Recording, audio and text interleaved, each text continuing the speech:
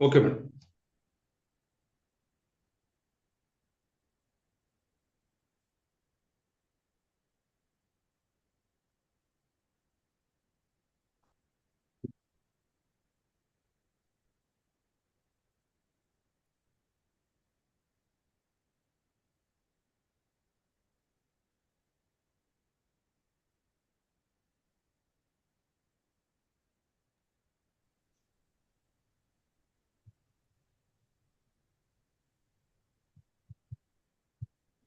Hello, we'll start. Welcome to my class. And నేను 16 sections వరకు చదువుకున్నాం. ఈరోజు 17 section నుంచి admissions చదువుకున్నాం, రైట్? ఓకే. నిన్న illustrations చదువుకోమని చెప్పాను section 16 లో. చదివారా అండి? అందరికీ అర్థమయ్యాయా అవి? సెక్షన్ 16 అందరికీ అర్థమైందా? అర్థమైనా మేడం, మూడు చాలా గుడ్. సరే, సెక్షన్ 17 కి వెళ్ళిపోతాం. సెక్షన్ 17 అడ్మిషన్ యొక్క డెఫినేషన్ ఇస్తుంది. మీకు ఏబిలో అడిగితే సింపుల్ క్వశ్చన్స్ అడుగుతారు, nothing to worry about that. అంతే కాంప్లికేటెడ్ థింగ్స్ ఏం అడగరు. బట్ సబ్జెక్ట్ నుంచి అడిగినప్పుడే మీరు ఇబ్బంది పడాలి. సెక్షన్ బేస్డ్ క్వశ్చన్స్ అడిగినా, ఇలిస్ట్రేషన్ బేస్డ్ క్వశ్చన్స్ అడిగినా you can easily makeup, right?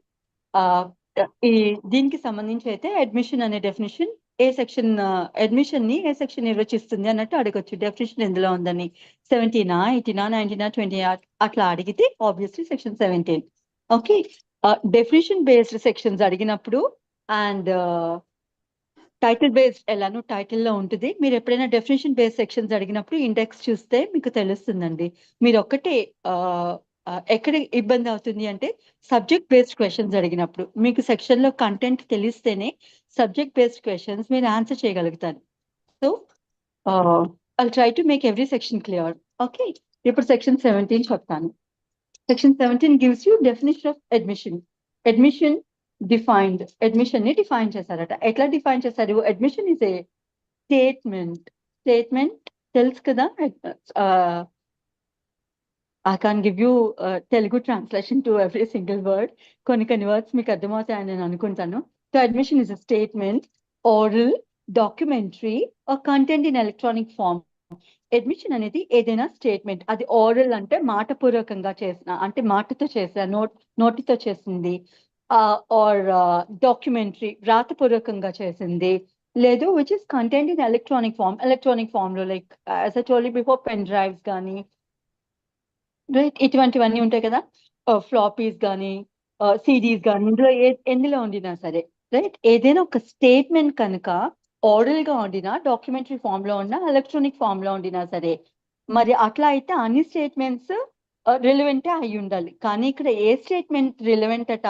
Which suggest an inference as to fact and issue or relevant fact. Inference అంటే ఏమిటి అంటే మనం అది వినిన తర్వాత లేకపోతే చూసిన తర్వాత ఏదైనా ఒక ఒపీనియన్ ఫామ్ చేసుకోవడాన్ని ఇన్ఫరెన్స్ తీసుకోవడం అని అంటాం అనమాట. సో నేను మీకు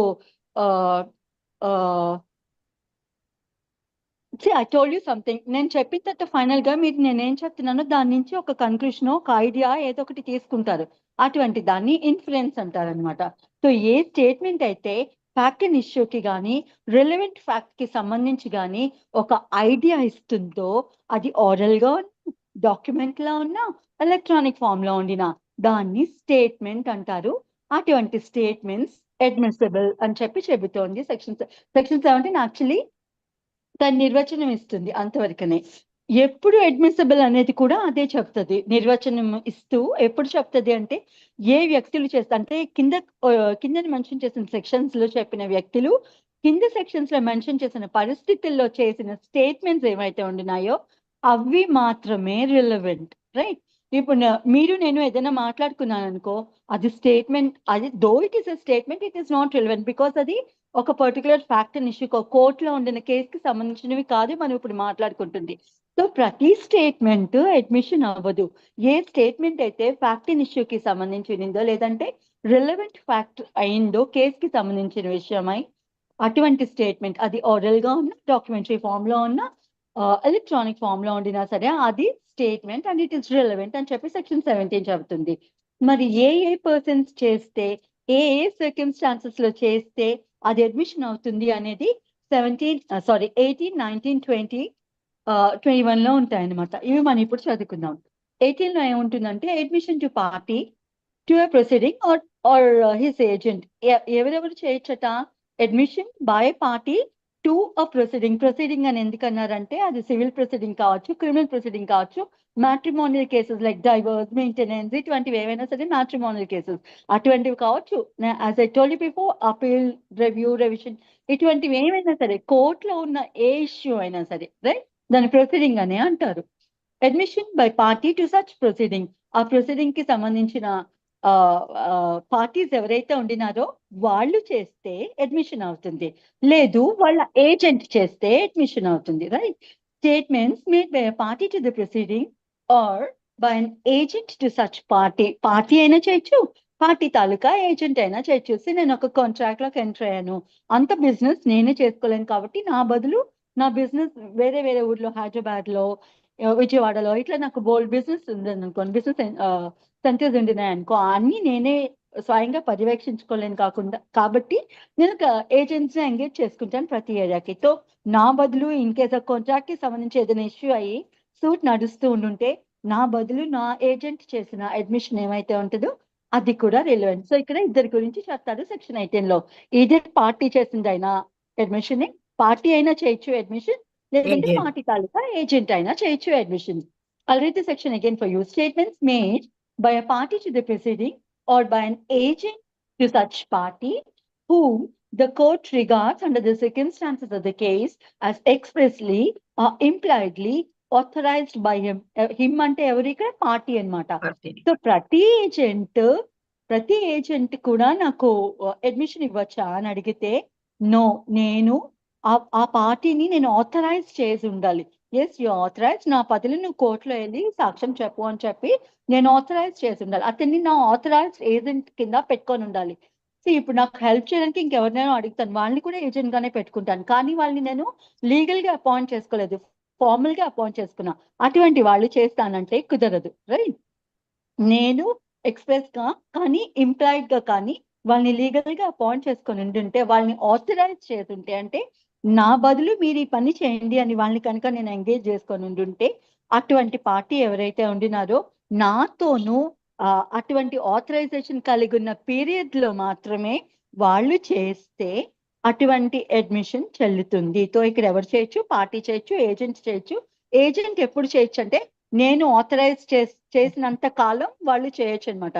నేను ఆ ఏజెంట్ ని ఉద్యోగం నుంచి తీసేసి వేరే కొన్ని పెట్టుకున్నాను అనుకో, ఏని తీసేసి బీని పెట్టుకున్నాను అనుకో, రేపొద్దున కాంట్రాక్ట్ ఇష్యూ నడుస్తుంది అనుకో, ఏ వచ్చి సాక్ష్యం చెప్తారా అంటే అది చెల్లదు. ఏని నువ్వు వెళ్ళి చెప్పు అంటే అది చెల్లదు, బికాస్ అతను నాకు ఇప్పుడు ఏజెంట్ కాదు. Is is clear? Yes. Yes, ma'am. Right. This is party to proceeding or his agent. So ఎవరెవరు చేయొచ్చు, ఏ సర్కమ్స్టాన్సెస్ లో చేయొచ్చు అనేది సెక్షన్ 18 నుంచి కంటిన్యూ అవుతుంది కదా. అందులో ఇప్పుడు ఇద్దరు పర్సన్స్ గురించి తెలుసుకున్నాము, ఒకరు పార్టీ టు ద ప్రొసీడింగ్, ఇద్దరు ఏజెంట్. అండ్ దెన్ ఇంకా ఇందులో ఏం చెప్తారు అంటే by shooter in representative character. Shooter అంటే సూట్ ఫైల్ చేసిన వాళ్ళు, okay. By shooter in representative character, A character లో వాళ్ళు సూట్ ఫైల్ చేస్తారు? ఈ రిప్రజెంటేటివ్ సూట్ సిపిసిలో ఉంటాయి, విన్నారా ఎప్పుడైనా? I'll tell you. CPC loan representative suits అని Yes, ఒక కాన్సెప్ట్ ఉంటుంది.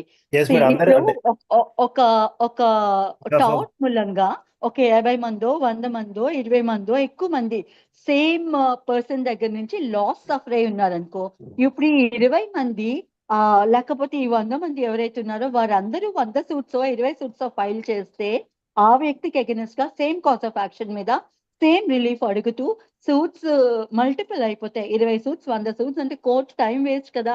అదే ఇష్యూ అదే పార్టీకి అగెనిస్ట్ గా అదే రిలీఫ్ అడుగుతూ వేస్తున్నప్పుడు ఆ 100 సూట్స్ ఒక్కొక్కటి విడివిడిగా విచారించి జడ్జ్మెంట్ డెలివర్ చేయడానికి కోర్ట్స్ కి చాలా టైం ఖర్చు పడుతుంది.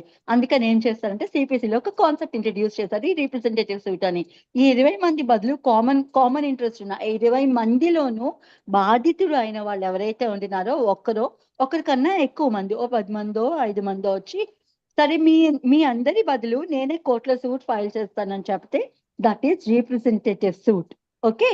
రిప్రజెంటేటివ్ సూట్ ఎవరైనా ఫైల్ చేయొచ్చు. ఎవరైనా ఫైల్ చేస్తే వీళ్ళు డిఫెన్స్ కావచ్చు. ఇప్పుడు 100 మంది మీద ఎవరైనా సూట్ ఫైల్ చేశారు అనుకోండి, ఈ 100 మంది ఒక్కొక్కరు డిఫెన్స్ ఇచ్చుకుంటూ వెళ్తే అది కూడా కోర్టుకి time waste and expensive thing. అందుకని ఏం చేస్తారంటే వీళ్ళు కూడా పెట్టుకోవచ్చు. మా బదులు మీరు ఒక్కరే వెళ్ళి కోర్టుకి వెళ్ళి డిఫెండ్ చేయండి, మీరేం చెప్పినా మేము కట్టుబడి ఉంటాం దానికి, రైట్? అట్లా. సో సూట్ ఫైల్ చేసినా, సూట్ ఫైల్ కాబడిన వాళ్ళు ఎవరైతే ఉండినా సరే, వాళ్ళు రీప్రజెంటేటివ్ క్యారెక్టర్ లో ఉండుంటే వాళ్ళు కూడా అడ్మిషన్ చేయవచ్చు. క్లియర్? ఎస్. ఎప్పుడు ఇందాక ఏజెంట్ కి చెప్పిన రూలే ఇక్కడ కూడా వర్తిస్తుంది. వాళ్ళు రీప్రజెంటేటివ్ క్యారెక్టర్ లో ఉన్నంత కాలమే వాళ్ళు అడ్మిషన్ చేయగలరు. Once they're out of that situation or out of that position, వాళ్ళు చేయడానికి లేదు. వాళ్ళు చేసింది అడ్మిషన్ కింద కోర్టు తీసుకోదు. వాళ్ళు రీప్రజెంటేటివ్ గా యాక్ట్ చేస్తున్నంత కాలంలోనే వాళ్ళు చేస్తే, అడ్మిషన్ చేస్తే అది రిలవెంట్ అండ్ వాళ్ళు చేయొచ్చు. రిప్రజెంటేటివ్స్ ఎవరైనా చేయొచ్చు. రీప్రజెంటేటివ్ క్యారెక్టర్ లో చేస్తున్నా, రిప్రజెంటేటివ్ క్యారెక్టర్ కలిగి ఉన్నా కూడా ఇక్కడ అంత విపులంగా రాయరు. ఆ రిప్రజెంటేటివ్ అనే దాంట్లో ఇంకా చాలా మంది వస్తారు. ఎవరు వస్తారు? ఎగ్జిక్యూటర్స్, అడ్మినిస్ట్రేటర్స్, ఇటువంటి వాళ్ళని విన్నారా మీరు? Do know who is an administrator and who is an executive? ఎవరండి ఎగ్జిక్యూటర్? ఎవరు అడ్మినిస్ట్రేటర్? ఎవరు? మనం ఎగ్జిక్యూటివ్ అంటే మనం ఇప్పుడు దాన్ని ప్రిపేర్ చేసేటోళ్ళు, మనం అడ్మినిస్ట్రేటర్ ప్రిపేర్ చేసేటోళ్ళు, ఎగ్జిక్యూషన్ అంటే దాన్ని ప్రాసెస్ చేసేవాళ్ళు. Sorry to say that's not correct అండి. I'll tell you. ఎగ్జిక్యూటివ్ అంటే ఎవరంటే, నేను వీలునామా రాస్తాను, నేను లేదు సమ్యక్ వీలునామా రాశారు. ఏమని రాస్తారంటే, తన మనవడికి పుట్టబోయే తన మనవడికి, లేకపోతే మనవడికి 18 ఏళ్ళు వచ్చేదాకా, మెజారిటీ వచ్చిన తర్వాత నా ఆస్తులన్నీ వాళ్ళకే వెళ్తాయి, నా మనవడికి వెళ్తాయని ఏ అనే వ్యక్తి వీలునామా రాశారు. సో ఇప్పుడు ఆయన చనిపోయారు అనుకో, ఆ అబ్బాయి పెద్ద అయ్యేదాకా ఆస్తులు అతను మేనేజ్ చేసుకోలేడు, చిన్నపిల్లాడు కాబట్టి. అతనికి ఆ లీగల్ థింగ్స్ అన్ని తెలియదు కాబట్టి అతను స్వయాన ఆస్తికి సంబంధించిన రెస్పాన్సిబిలిటీస్ అన్ని అతను తీసుకోలేడు. కాబట్టి ఏం చేస్తారంటే, అతను పెద్ద 18 ఏళ్ళు వచ్చేదాకా ఆ ఆస్తిని ప్రొటెక్ట్ చేసి 18 ఏళ్ళు వచ్చిన తర్వాత అతనికి ఇవ్వమని చెప్పి నేను మధ్యలో ఒక పర్సన్ అపాయింట్ చేస్తాను. రైట్? అలా నేను వీలునామాలో ఎవరినైతే బాధ్యతగా ఉంచిన పర్సన్ నేను అపాయింట్ చేశానో అటువంటి వ్యక్తి ఎగ్జిక్యూటర్. రైట్? అడ్మినిస్ట్రేటర్ అంటే ఎవరంటే, నా ఆస్తికి సంబంధించి అంతా కోర్టులో కేసు నడుస్తూ ఉంటుంది. నేను వీలునామా రాసి చనిపోయాను అనుకోండి. ఇప్పుడు ఆ వీలునామా కానీ నా ఆస్తి కానీ డిస్ప్యూట్ లో ఉంది. ఇప్పుడు నా బదులు ఎవరు మాట్లాడడానికి లేరు. అప్పుడు నా బదులు ఆ ఆస్తి తాలూకా లావాదేవీలు చూడడానికి ఎవరు లేరు. రైట్? అప్పుడు కోర్టు ఏం చేస్తుందంటే, ఒక పర్సన్, నా రిలేటివ్ కానివ్వండి, ఇంకెవరైనా కానివ్వండి, రైట్, ఒక వ్యక్తిని అపాయింట్ చేసి నా ఆస్తి తాలూకా లావాదేవీలన్నీ కోర్టులో కేసు తేలే వరకు పర్యవేక్షించమని కూడా ఒక పర్సన్ అపాయింట్ చేస్తుంది. అటువంటి పర్సన్ అడ్మినిస్ట్రేటర్. రైట్? సో వీళ్ళు కూడా రిప్రజెంటేటివ్స్. క్లియరా అండి? ట్రస్టీ ఈ అంటే రిప్రజెంటేటివ్ లో వాళ్ళు కూడా వస్తారనమాట. లీగల్ రిప్రజెంటేటివ్ కానీ ఇంకా వీళ్ళందరూ చేస్తారు అందులో. సో అటువంటి కెపాసిటీలోను ఎవరైనా ఉండుంటే వాళ్ళు కూడా అడ్మిషన్ ఇవ్వవచ్చు. కానీ వాళ్ళు ఆ కెపాసిటీ హోల్డ్ చేస్తూ ఉండాలి. వాళ్ళు ఆ పొజిషన్ లో ఉండినప్పుడు మాత్రమే వాళ్ళు చేసిన అడ్మిషన్ రిలవెంట్. క్లియర్ కదా? దెన్ ఇంకా ఎవరు చేయొచ్చు అంటే, statements made by party interested in subject matter. Subject matter అంటే ఏ విషయం అయితే కోర్టులో నడుస్తూ ఉన్నిందో దాన్ని సబ్జెక్ట్ మ్యాటర్ అంటారు. ఏ విషయం మీద అయితే కోర్టులో ఆ ఇష్యూ నడుస్తూ ఉన్నిందో అది సబ్జెక్ట్ మ్యాటర్ అవుతుంది అనమాట. సే ఫర్ ఎగ్జాంపుల్, ఇప్పుడు నా ప్రాపర్టీ ఎవరు ఆక్యుపై చేస్తారని నేను సూట్ ఫైల్ చేస్తాను. ఇప్పుడు ఇక్కడ సబ్జెక్ట్ మ్యాటర్ ఏమవుతుంది అంటే నా ప్రాపర్టీ అవుతుంది. సో ఆ సబ్జెక్ట్ మ్యాటర్ కి సంబంధించి కూడా పార్టీ ఎవరైనా ఇంట్రెస్టెడ్ ఉంటే, అంటే వేరే ఎవరైనా సరే ఆ సబ్జెక్ట్ మ్యాటర్ మీద ఇంట్రెస్ట్ ఉన్న వాళ్ళు ఎవరైనా సరే వచ్చి స్టేట్మెంట్ ఇవ్వవచ్చు అని చేస్తారు. ఇక్కడ సబ్జెక్ట్ మ్యాటర్ అంటే ఎటువంటి రైట్ అంటే, పెక్యునరీ అని వాళ్ళే రాస్తారు. Proprietary are పెక్యునరీ. ప్రొప్రైటరీ అంటే ఈ ఓనర్షిప్ సార్ట్ ఆఫ్ రైట్స్ కలిగిన వాళ్ళు. పెక్యునరీ ఇంట్రెస్ట్ అంటే డబ్బులకి సంబంధించిన ఇంట్రెస్ట్ కలిగి ఉన్న వాళ్ళు. రైట్? ఏ మ్యాటర్ మీద అయితే కోర్టులో ఒక సూట్ నడుస్తూ ఉన్నిందో దానికి ఆ పర్టికులర్ సబ్జెక్ట్ మ్యాటర్ కి సంబంధించి మరో వ్యక్తి ఇంకెవరికైనా సరే, అంటే ప్రస్తుతానికి వాళ్ళ పార్టీ కాదు, కానీ ఆ సబ్జెక్ట్ మ్యాటర్ కి సంబంధించి వాళ్ళకి ఇంట్రెస్ట్ ఉంటుంది అనమాట. అంటే వాళ్ళకి ఆ పర్టికులర్ దాని మీద ఒక రైట్ ఉంటుంది అనమాట. I'll give you an example for this. నాకు ఒకరు డబ్బులు ఇవ్వాలి, వాళ్ళు ఇవ్వలేదు, ప్రొనోట్ రాశారు. నేను ఇప్పుడు వాళ్ళ ఆస్తిని జప్తు అటాచ్ చేయమని చెప్పి నేను కోర్టులో సూట్ ఫైల్ చేస్తాను అనమాట. సూట్ నడుస్తున్న లోపు వాళ్ళు ప్రాపర్టీ అమ్మేసి డబ్బులు పట్టుకొని పారిపోతారని నాకు అనుమానం ఉంది, కాబట్టి ఆ ప్రాపర్టీ అటాచ్ చేయండి అని నేను వేస్తాను. నేను ఏ మీద సూట్ ఫైల్ చేశాను, ఏ తాలూకా ప్రాపర్టీని అటాచ్ చేయమని. ఇప్పుడు ఆ ప్రాపర్టీని ఇంకెవరికో తనఖా పెట్టుంటారు. ఇప్పుడు ఆ మార్గేజీ ఎవరైతే ఉన్నా అంటే తనఖా పెట్టించుకున్న అతను ఎవరైతే ఉండినారో అతనికి ఆ ప్రాపర్టీ మీద ఇంట్రెస్ట్ ఉందా లేదా? ఇప్పుడు నేను అతని ప్రాపర్టీ కోర్టు ద్వారా అమ్మిచ్చేసి ఆ డబ్బులని నేను తీసుకుంటే ఇప్పుడు ఆ మార్గేజీ ఏమైపోతారు? అతను నష్టపోతారు కదా. సో ఆ మార్గేజీ ఎవరైతే ఉన్నారో is a person interested in the subject matter. ఇప్పుడు క్లియరా అండి? Yes madam. రైట్. లేదు, ఇప్పుడు పార్ట్నర్షిప్ సూట్, పార్ట్నర్ కాదు, పార్టిషన్ సూట్ నడుస్తుంది అనుకోండి. ముగ్గురు బ్రదర్స్ ఉన్నారు, అందులో ఇద్దరు మాత్రమే వేస్తారు, మా ఇద్దరికే షేర్ వస్తుందని. ఆస్తిని చెరుకో వాటా చేయండి, 2 వాటాల కింద చేసి మాకు పంచేయండి అని వేస్తారు. కానీ వాళ్ళకి ఒక మూడో బ్రదర్ ఉంటారు. ఈ మూడో బ్రదర్ వచ్చి ఏం చేస్తారు, అయ్యో నేను కూడా కొడుకునే, నేను వాళ్ళకి తమ్ముడిని అవుతాను, నన్ను ఎలిమినేట్ చేసి వాళ్ళిద్దరు పనిచేసుకుంటున్నారు, నన్ను అందులో యాడ్ చేయండి, నాకు కూడా వాటా ఇవ్వండి అని అడుగుతారు. ఈ పర్సన్ ఎవరు? అడుగుతున్న ఎవరు? His party interested in the subject matter కదా. అతనికి ప్రొప్రైటరీ రైట్స్ ఉన్నాయి. ఇక్కడ ఇందాక నేను చెప్పిన అతనికి మార్గేజ్కి పెక్యునరీ అంటే పెక్యునరీ రైట్స్ అంటే, పెక్యునరీ అంటే డబ్బులకి సంబంధించింది, ప్రొప్రైటరీ అంటే ఓనర్షిప్ కానీ టైటిల్ కానీ ఇట్లా ఏదైనా సంబంధించింది. సో ఇటువంటి రైట్స్ ఉన్న థర్డ్ పర్సన్ ఎవరైతే ఉండినారో అటువంటి పర్సన్ కూడా వచ్చి స్టేట్మెంట్ ఇవ్వవచ్చు. క్లియరా?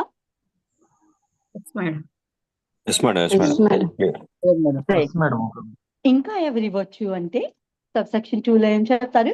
Person from whom interest is derived. ఏ వ్యక్తి దగ్గర నుంచి అంటే ఇప్పుడు పార్టీ ఎవరైతే ఉన్నారో పార్టీ నుంచి వేరొక పర్సన్ కి సబ్జెక్ట్ మ్యాటర్ మీద ఇంట్రెస్ట్ వచ్చిందని. ఇంట్రెస్ట్ అంటే నేను ఇంతకు చెప్పాను కదా, రైట్ సార్ట్ ఆఫ్ థింగ్. కానీ కరెక్ట్ గా మాట్లాడుకోవాలంటే రైట్ వేరే, టైటిల్ వేరే, ఇంట్రెస్ట్ వేరే. ఇవన్నీ మీకు ప్రాపర్టీ యాక్ట్ లో వస్తుంది. ట్రాన్స్ఫర్ ప్రాపర్టీ యాక్ట్ లో ఎక్కువ తగులుతుంది. And then registration act. Property ఎక్కడైతే ఉంటుందో ఆ అన్యాక్ట్స్ లో ఈ 3 వస్తాయి, రైట్, టైటిల్, ఇంట్రెస్ట్ అని. రైట్ వేరే, టైటిల్ వేరే, ఇంట్రెస్ట్ వేరే. ఇది చాలా లెంగ్తీ సబ్జెక్ట్ అండి, మళ్ళీ అందులోకి వెళ్తే టాపిక్ డైవర్ట్ అవుతుంది. ప్రస్తుతానికి ఇంట్రెస్ట్ అంటే రైట్ లానే తీసుకోండి. ఓకే, నేను ఎప్పుడైనా టీపీ యాక్ట్ చెప్పగలిగితే అప్పుడు ఎక్స్ప్లెయిన్ చేస్తాను. సో ఇక్కడ ఏ పార్టీకి అయితే సబ్జెక్ట్ మ్యాటర్ మీద ఇంట్రెస్ట్ ఉన్నిందో అటువంటి నో సబ్జెక్ట్ మ్యాటర్ కాదు, సబ్జెక్ట్ మ్యాటర్ ఇందాక మాట్లాడుకున్నాం. ఈ థర్డ్ పర్సన్ ఎవరైతే ఉండినారో ఆ థర్డ్ పర్సన్ కి పార్టీస్ ఎవరైతే ఉండినారో, రైట్, ఈ గొడవలో ఏ సూట్ కానీ ఏదైనా ప్రొసీడింగ్ లో కానీ పార్టీస్ ఎవరైతే ఉండినారో ఆ పార్టీస్ ములాంచి ఆ థర్డ్ వ్యక్తికి రైట్ వస్తుంది. I'll give you an example for this also. Transfer ప్రాపర్టీలో చార్జ్ అని ఒక కాన్సెప్ట్ ఉంటుంది, రైట్. అంటే ఏమిటి అంటే, నా ఆస్తి, నా ఇల్లు ఉన్నింది, లేకపోతే నాకు మామిడి తోట ఉన్నింది, నేను దాన్ని ఏకి నేను గిఫ్ట్ ఇస్తున్నాను. గిఫ్ట్ ఇస్తే ఏం చేస్తానంటే ఏకి ఇదిగో నేను నా 10 ఎకరాల మామిడి తోట నేను నీకు గిఫ్ట్ ఇస్తున్నాను, శుభ్రంగా ఎంజాయ్ చేయి, కానీ అందులో వచ్చే ఇన్కమ్ లో ఒక 5% ఆఫ్ ఇన్కమ్ మా చెల్లెలకి ఇవ్వు ప్రతి ఇయర్ అని చెబుతాను, రైట్. నేను మా చెల్లెలకి నా ప్రాపర్టీ మీద నేనేం రైట్ ఇవ్వలేదు, తను అసలు నేను ఇన్వాల్వ్ చేయలేదు, నేను ఏకి గిఫ్ట్ ఇస్తున్నాను. గిఫ్ట్ ఇస్తూ ఏం చెప్పానంటే, నువ్వు ఇంత ఆస్తి నేను గిఫ్ట్ ఇస్తున్నాను కదా, పాపం నా చెల్లి కొంచెం లేని పరిస్థితుల్లో ఉన్నింది, ఆ ప్రాపర్టీలో నుంచి వచ్చిన ఇన్కమ్ ఏమైతే ఉన్నిందో అందులో ఒక 10% తనకి ఎవ్రీ ఇయర్ ఇస్తూ ఉండు అని చెప్పాను.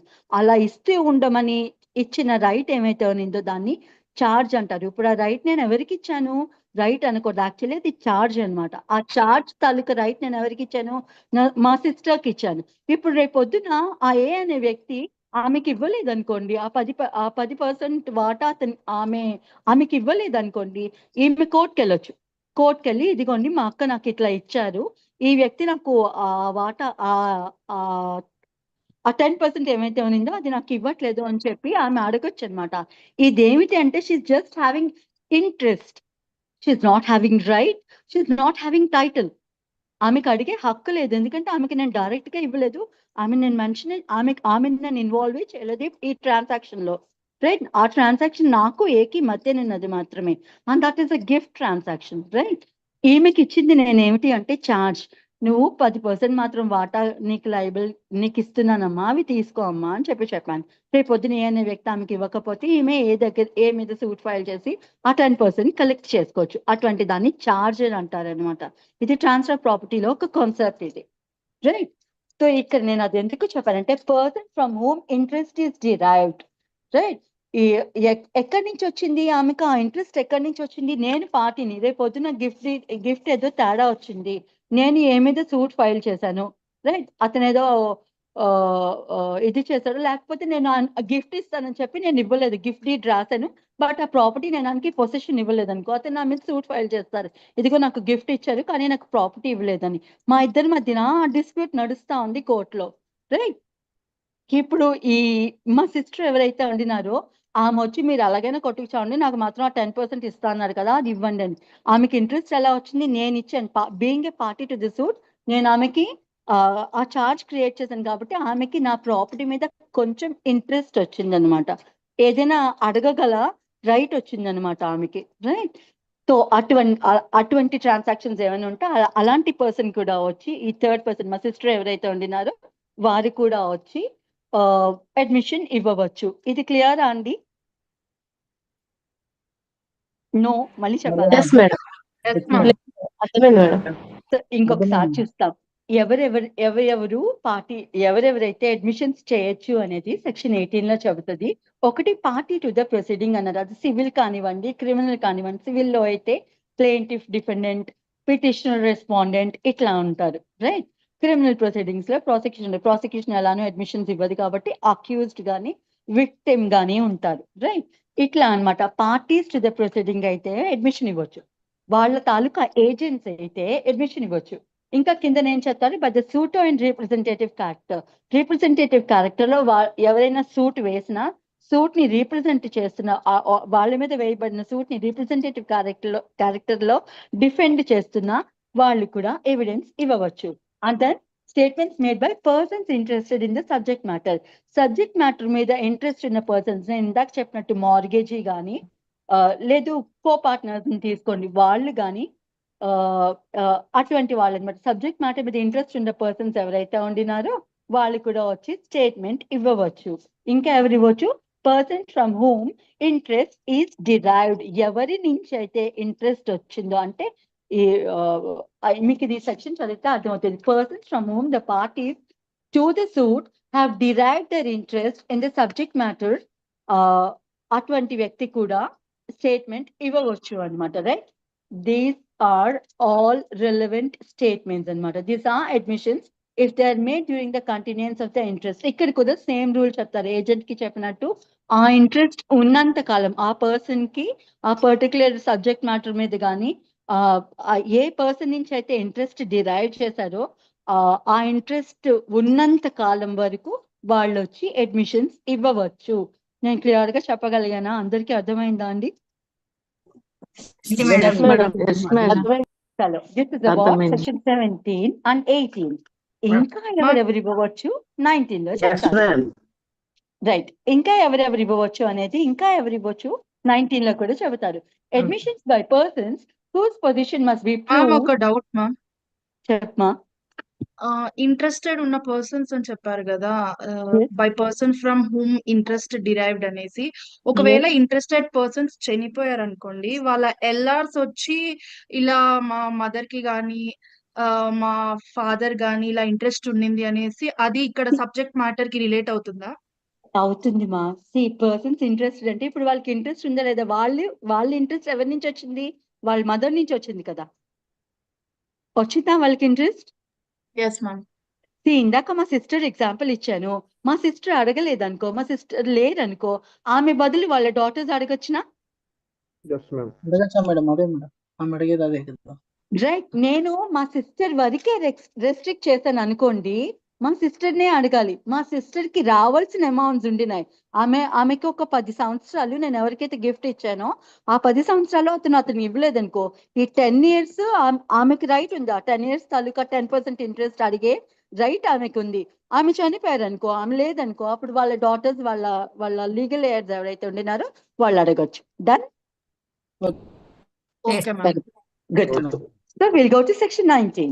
In 19 ఏం చెప్తుంది? Admissions by persons whose position must be proved as against party to the suit. ఇది ఇక్కడ నుంచి అన్ని కన్ఫ్యూజింగ్ గా ఉంటది. లాంగ్వేజ్ చాలా టఫ్ ఉంటుంది. నేను మ్యాథ్స్ దాన్ని ఈజీగా చెప్పడానికి ట్రై చేస్తాను. Admissions by persons whose position must be proved as against party to the suit. అంటే దీని అర్థం ఏమిటంటే, ఏ వ్యక్తి అయితే అడ్మిషన్ చేస్తున్నారో ఆ వ్యక్తి ఏ పార్టీస్ అయితే ప్రొసీడింగ్ లో ఉండినారో వాళ్ళకి అగైనెస్ట్ పొజిషన్ లో ఉండినారు. ఇది మీరు ఇట్లా వినండి, నేను ఎగ్జాంపుల్ ఇస్తాను, మీకు క్లియర్ గా అర్థమవుతుంది. Right, I'll read the section for you and then I'll explain. ఏం చెప్తున్నారు?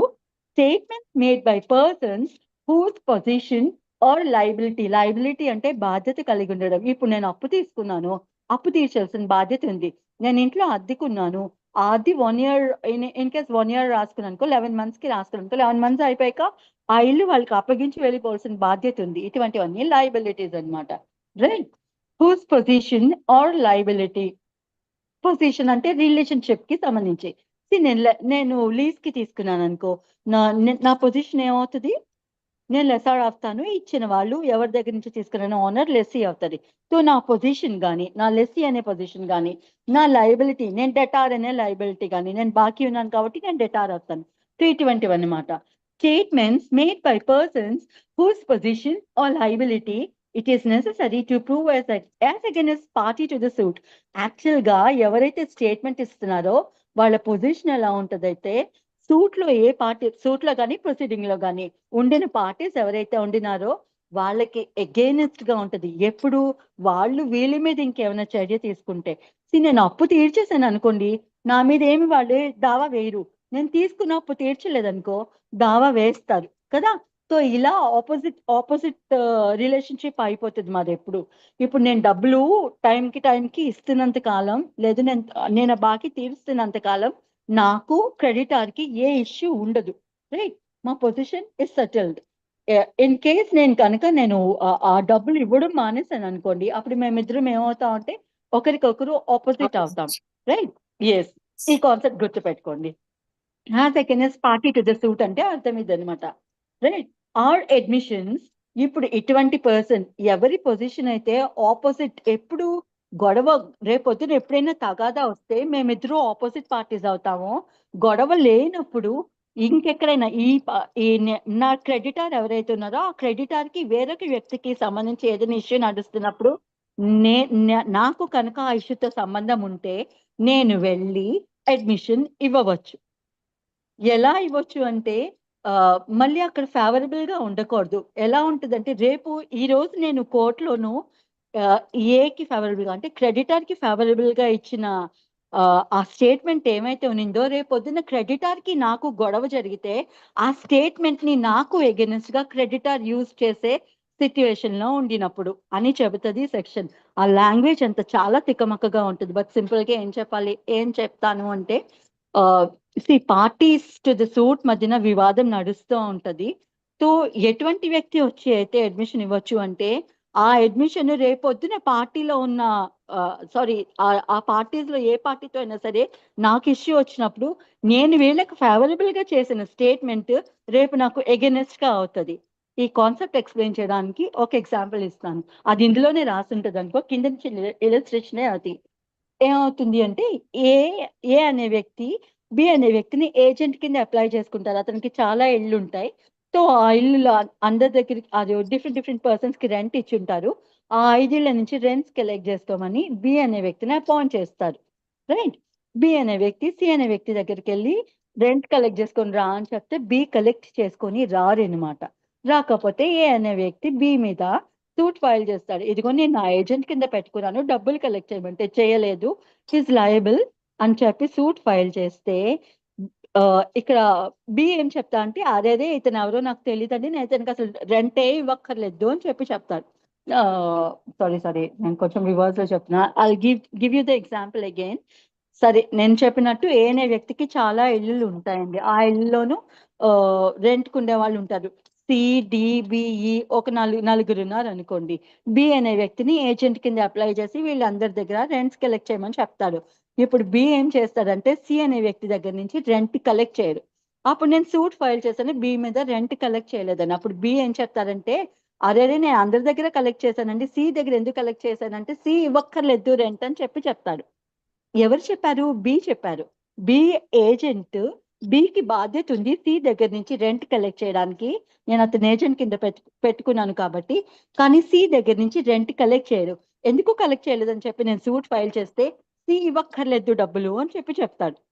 ఇప్పుడు నేను సిని తీసుకొచ్చి నేను ఎవిడెన్స్ చెప్పించుకోవచ్చు, స్టేట్మెంట్ ఇవ్వచ్చు సి వచ్చి. లేదండి నేను ఏకి డబ్బులు ఇవ్వాలి, నేను ఇవ్వాల్సిన మాట వాస్తవమే, బి నన్ను వచ్చి డబ్బులు అడగలేదు, నేను ఇవ్వలేదు అని చెప్తాడు. సో ఇక్కడ బి ఏమవుతాడు అంటే రేపు బి నాకు రెంట్స్ ఇవ్వలేదు అనుకోండి, నేను బి మీద సూట్ ఫైల్ చేస్తాను. సూట్ ఫైల్ చేస్తే బి ఏం చెప్తాడంటే నేను రెంట్స్ ఇచ్చేసానండి, ఇవ్వక్కర్లేదు ఇంకా అని చెప్తాడు. రైట్. అప్పుడు అతను ఆల్రెడీ ఈ ఫస్ట్ కేసులో సికి అగెన్స్ట్ గా నడుస్తున్న కేసు ఏమైతే ఉన్నిందో అందులో ఏమొచ్చి చెప్పాడు, నేను రెంట్స్ ఇవ్వాలండి, ఇవ్వలేదండి, సి వచ్చి కలెక్ట్ చేసుకోలేదండి అని చెప్పిన స్టేట్మెంట్ ఏమైతే ఉన్నిందో రేపొద్దున నాకు ఆ సికి గొడవ జరిగినప్పుడు ఈ స్టేట్మెంట్ ఏమైతే ఉన్నిందో నేను అతనికి అగెన్స్ట్ గా యూజ్ చేయొచ్చు.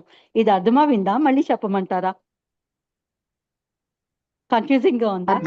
అర్థమైంది మేడం. అర్థమైందా? ఎస్. సో ఎవరి పొజిషన్ అయితే రేపు పొద్దున వాళ్ళకి నాకు డిస్ప్యూట్ వస్తే వాళ్ళు ఇచ్చిన స్టేట్మెంట్ నాకు అగెనెస్ట్ గా అవుతుందో అటువంటి వ్యక్తి కూడా వచ్చి నాకు వేరొక వ్యక్తికి మధ్యలో జరుగుతున్న గొడవలోను ఇతను వచ్చి స్టేట్మెంట్ ఇవ్వవచ్చు. పాజన్ sorry, Can you repeat illustration, please? Once again. Illustration. Okay. Sure, I'll do. I'll read ma'am. this for you and then I'll explain you. కింద illustration ఉంటుంది. మీ అందరి దగ్గర బ్యాగ్స్ ఉంటే ఒకసారి అవి చూడండి. A undertakes to collect rents from B. ఏం చెప్పాను నేను? ఏ అనే వ్యక్తి బి అనే వ్యక్తిని రెంట్స్ కలెక్ట్ చేయడానికి ఏజెంట్ కింద అపాయింట్ చేసుకున్నాడు కదా. సో బి ఒప్పుకున్నాడు, ఇప్పుడు నేను రెంట్స్ కలెక్ట్ చేస్తాను, నాకు ఉద్యోగం ఇవ్వండి అని బి ఒప్పుకున్నాడు. సో ఇప్పుడు తర్వాత ఏం చేస్తాడు? B say for not collecting rent from which is due from C to B, right? ఏ అనే వ్యక్తి ఇల్లస్ట్రేషన్ లో ఏజెంట్ అండి, బి అనే వ్యక్తి ఓనర్ అండి, సి అనే వ్యక్తి టెనెంట్ అండి. బి ఏం చేశారంటే ఏని అపాయింట్ చేసుకున్నాడు సి దగ్గర నుంచి రెంట్ కలెక్ట్ చేయమని. ఇప్పుడు బి అనే వ్యక్తి సి దగ్గర నుంచి రెంట్ కలెక్ట్ చేయలేదు. ఇప్పుడు ఏమో సి మీద ఏజెంట్ మీద సూట్ ఫైల్ చేశారు. ఏమని? ఇతను నాకు రెంట్ కలెక్ట్ చేస్తాను ఒప్పుకొని ఉద్యోగంలో జాయిన్ అయ్యాడు, సి దగ్గర నుంచి రెంట్ కలెక్ట్ చేయలేదు అని చెప్పి సూట్ ఫైల్ చేస్తాడు. ఇప్పుడు ఏజెంట్ ఏమని అబద్ధం చెప్తాడంటే అరే సి ఇతనికి రెంట్ బాకీ లేదండి, ఇవ్వక్కర్లేదండి, అందుకే నేను కలెక్ట్ చేయలేదండి అని చెప్పాడు. ఇప్పుడు నేను సీన్ తెచ్చుకోవచ్చు, బాబు నువ్వు నాకు టెనెంట్ కదా, నువ్వు వచ్చి కోర్టులో నాకు సాక్ష్యం చెప్పు అంటే సి వచ్చి చెప్తాడు ఏమని, అయ్యో ఓనర్ గారు కదా అడిగాడు, నేను వాస్తవమే అతనికి రెంట్ ఇవ్వాలి కదా అని చెప్పి బికి ఎగెనెస్ట్ గా వచ్చి ఇతను చెప్తాడు, అయ్యో అతను ఏజెంటేనండి, నా దగ్గర డబ్బులు కలెక్ట్ చేసుకోవాలి కానీ అతను డబ్బులు కలెక్ట్ చేసుకోలేదు, నేను రెంట్ ఇవ్వాల్సిన మాట వాస్తవమే, నేను ఇవ్వలేదు బికాస్ సి వచ్చి కలెక్ట్ చేసుకోలేదు అని చెప్పి సాక్ష్యం ఈ టెనెంట్ ఎవరైతే ఉన్నారో అద్దెకుండే అతను చెప్తాడు. రైట్. ఇంతవరకు ఒక సెనారియో. ఈ సి అనే అతను ఏమవుతారు అంటే ఎటువంటి వ్యక్తి అంటే ఇతను నాకు ఇప్పుడు ఫేవరబుల్ గా ఉన్నాడు, రేపొద్దున నాకు సికి గొడవ జరిగినప్పుడు సి ఇల్లు ఖాళీ చేయమంటే చేయలేదు, రెంట్స్ ఇవ్వమంటే ఇవ్వట్లేదు ఒక 2 సంవత్సరాల నుంచి, నేను సి మీద కేసు వేస్తాను. వేసినప్పుడు సి ఏం చెప్తాడంటే అదే నేను అతనికి రెంట్ ఇవ్వక్కర్లేదు, నేను అతని టెనెంటే కాదు అని చెప్తాడు. ఆ కేసులో నాకు సికి ఉన్న కేసులో. సో అప్పుడు ప్రీవియస్ గా వచ్చి నాకు ఇదివరకు నాకు బితో జరిగిన కేసులో ఇతను వచ్చి సాక్ష్యం చెప్పాడు కదా ఏమని, నేను టెనెంటేనండి, నేను రెంట్ ఇవ్వాలండి, బి వచ్చి కలెక్ట్ చేసుకోలేదండి అన్న స్టేట్మెంట్ ఇచ్చారా? ఆ స్టేట్మెంట్ నేను ఇప్పుడు ఇక్కడ వాడుకోవచ్చు సికి అగెనెస్ట్ గా. అర్థమైందా? Yes yes madam, madam. అర్థమైంది madam. Correct correct. Yes madam Right. అర్థమైంది. సో ఇక్కడ ఏం Understood. చెప్తున్నారంటే అటువంటి వ్యక్తి అన్నమాట, సి అనే వ్యక్తి ఏ పొజిషన్ లో ఉండినాడు అంటే అతనికి ఒక లైబిలిటీ ఉంది అనమాట. Statements made by persons whose position or liability it is necessary to prove against party to the suit, right? Whose position or liability it is necessary to prove as against party to the suit or admissions if such statements would be relevant as against the persons. ఇప్పుడు నాకు సికి గొడవ జరిగినప్పుడు C నాకు favourable గా చేసిన statement ఏమైతే ఉందో, అవునండి నేను టెనెంటేనండి, రెంట్ ఇవ్వాలండి అని ఒప్పుకున్న స్టేట్మెంట్ ఏమైతే ఉన్నిందో, నాకు సికి రేపు పొద్దున ఏమైనా డిస్ప్యూట్ అరైజ్ అయ్యి నేను కేసు ఫైల్ చేసినప్పుడు సికి అగెనెస్ట్ గా నేను ఆ స్టేట్మెంట్ వాడుకోవచ్చు. ఎవిడెన్స్ అవుతుందా మేడం? ఎస్ అవుతుంది. సో ఇక్కడ ప్రస్తుతానికి ఇక్కడ చెప్పేది ఏమంటే, ఎవరి పొజిషన్ అయితే రేపు పొద్దున్న ఎప్పుడైనా ఇష్యూ జరిగినప్పుడు నాకు ఆ పార్టీస్కి అగెనెస్ట్ గా అవుతుందో అటువంటి వ్యక్తి కూడా వచ్చి నాకు ఇప్పుడు స్టేట్మెంట్ ఇవ్వవచ్చు. వేరే కేసులో వచ్చి ఇటువంటి వ్యక్తి నాకు స్టేట్మెంట్స్ చేయవచ్చు. ఇది క్లియరా? Yes madam, yes madam, clear. Yes madam. చలో. సో సెక్షన్ 20 ఇప్పుడు అర్థం అవ్వకుంటే ఇల్లస్ట్రేషన్ ఇంకొకసారి చదువుకోరా please. A undertakes to collect rents for B, rents collect చేస్తా అని ఏ ఒప్పుకున్నాడు. బి తాలూకా రెంట్స్, బి ఓనర్ బి తాలూకా రెంట్స్ కలెక్ట్ చేస్తా అని ఏ ఒప్పుకున్నాడు. B sues A for not collecting rents from C. C అనే అతను ఒక టెనెంట్, అతని నుంచి రెంట్ కలెక్ట్ చేయనందుకు ఏ బి మీద సూట్ ఫైల్ చేశాడు, రైట్? సారీ, బి ఏ మీద సూట్ ఫైల్ చేశాడు. ఇక్కడ ఏ బిని రివర్స్ చేస్తాడు. మనం ఎప్పుడు పాజిటివ్ గా మాట్లాడుకుంటాం, వీళ్ళు రివర్స్ నెగటివ్ గా రాస్తాడు, అందుకని కొంచెం కన్ఫ్యూజింగ్ గా ఉంటుంది. సో ఇక్కడ ఏమవుతుంది, A denies that rent was due from C. ఏం చెప్తాడు, ఏజెంట్ అయ్యుండి నేను ఎందుకు కలెక్ట్ చేయలేదు అని చెప్తున్నానంటే సి రెంట్ ఇవ్వక్కర్లేదండి అని చెప్పాడు. So A statement by C that he owed B rent is admission. So ఇక్కడ ఏ బి వచ్చి ఇక్కడ సాక్ష్యం చెప్పాడండి, సారీ సి వచ్చి ఇక్కడ సాక్ష్యం చెప్పాడు. ఇవన్నీ అంత విపులంగా రాయడు. సి వచ్చి సాక్ష్యం చెప్తాడు, నేను రెంట్ ఇవ్వాలండి అనే సాక్ష్యం చెప్పున్నాడు. అటువంటి స్టేట్మెంట్ ఇతను రేపొద్దున ఏకి కానీ సికి కానీ డిస్ప్యూట్ జరిగినప్పుడు అది ఇతను వాడుకోవచ్చు అని చెప్పి రాసి ఉంటుంది ఇక్కడ. ఏ స్టేట్మెంట్ బై సి, ఎవరిచ్చారు ఇక్కడ స్టేట్మెంట్? ఈ టెనెంట్ అనమాట, సి అనే వ్యక్తి టెనెంట్ కదా.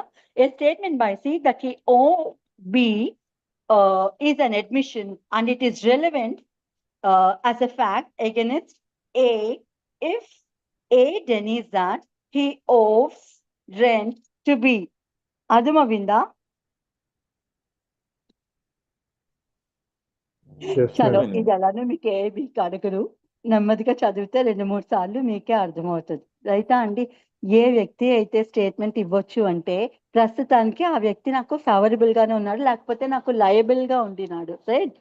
అంటే అతనికి నా పట్ల లయబిలిటీ ఏదో ఒకటి ఉన్నింది, కానీ అతనికి నాకు ఏం ఇష్యూ లేదు. ఇప్పుడు అటువంటి వ్యక్తిని తీసుకొచ్చి నేను స్టేట్మెంట్ ఇప్పించుకోవచ్చు. మళ్ళీ ఆ స్టేట్మెంట్ నేను ఎప్పుడు వాడుకోవచ్చు అంటే ఆ వ్యక్తికి నాకు ఎప్పుడైనా డిస్ప్యూట్ జరిగినప్పుడు అతను నాకు ఫేవరబుల్ గా చేసిన స్టేట్మెంట్ ని అతనికి అగైనెస్ట్ గా నేను వాడుకోవచ్చు, రైట్? చలో.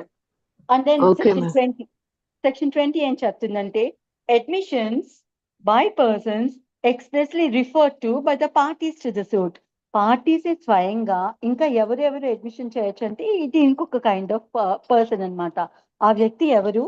ఏ వ్యక్తిని అయితే party to the suit or proceeding అంటే ఏ దాని మీద డిస్ప్యూట్ జరుగుతుందో ఆ పార్టీస్ ఎవరైతే ఉన్నారో ఆ పార్టీస్ లో ఇద్దరిలో ఎవరో ఒకరు నేను ఈ పలానా వ్యక్తిని అడగండి అని చెప్పి వాళ్ళు రిఫర్ చేశారనుకో, ఆ వ్యక్తి వచ్చి ఇచ్చిన అడ్మిషన్ రిలవెంట్ ఆ వ్యక్తి కూడా. అంటే వీళ్ళు రిఫర్ చేసిన వ్యక్తి ఎవరైతే ఉండినారో, పార్టీస్ రిఫర్ చేసిన వ్యక్తి ఎవరైతే ఉండినారో వారు కూడా వచ్చి స్టేట్మెంట్ ఇవ్వవచ్చు అని.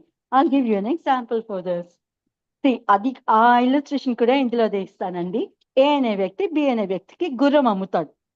అమ్ముతున్నప్పుడు బి అడుగుతాడు, ఈ గుర్రం సౌండ్ గా ఉందా, రేసెస్ కి అది పనికొస్తుందా, హెల్దీ గుర్రమేనా, అన్ని పర్ఫెక్ట్ గా ఉన్నాయా, దాని పార్ట్స్ కళ్ళు ఇవన్నీ పర్ఫెక్ట్ గా ఉన్నాయా అని అడిగితే, ఓ నన్ను కాదు వెళ్ళి సిని అడగండి గుర్రం గురించి అని చెప్తాడు. ఎందుకంటే సి అతనికి ఆ గుర్రాన్ని రోజు చూసి తిండి అది పెడుతున్న అతనే వెళ్ళి కావాలంటే సిని అడగండి ఆ గుర్రం పర్ఫెక్ట్ గా ఉందా లేదా అని అంటారు, రైట్? ఇప్పుడు ఏని ఎవరిని రిఫర్ చేశారు? సీని మేడం. అర్థం కాకపోతే ఎవరైనా తిరిగి అడగండి, నేనేమనుకొని ఇంకొంచెం డీటెయిల్ గా చెప్పడానికి ట్రై చేస్తాను. ఏ అనే వ్యక్తి బి అనే వ్యక్తికి గుర్రం అమ్ముతాను అన్నాడు. అమ్మాడే అనుకోండి.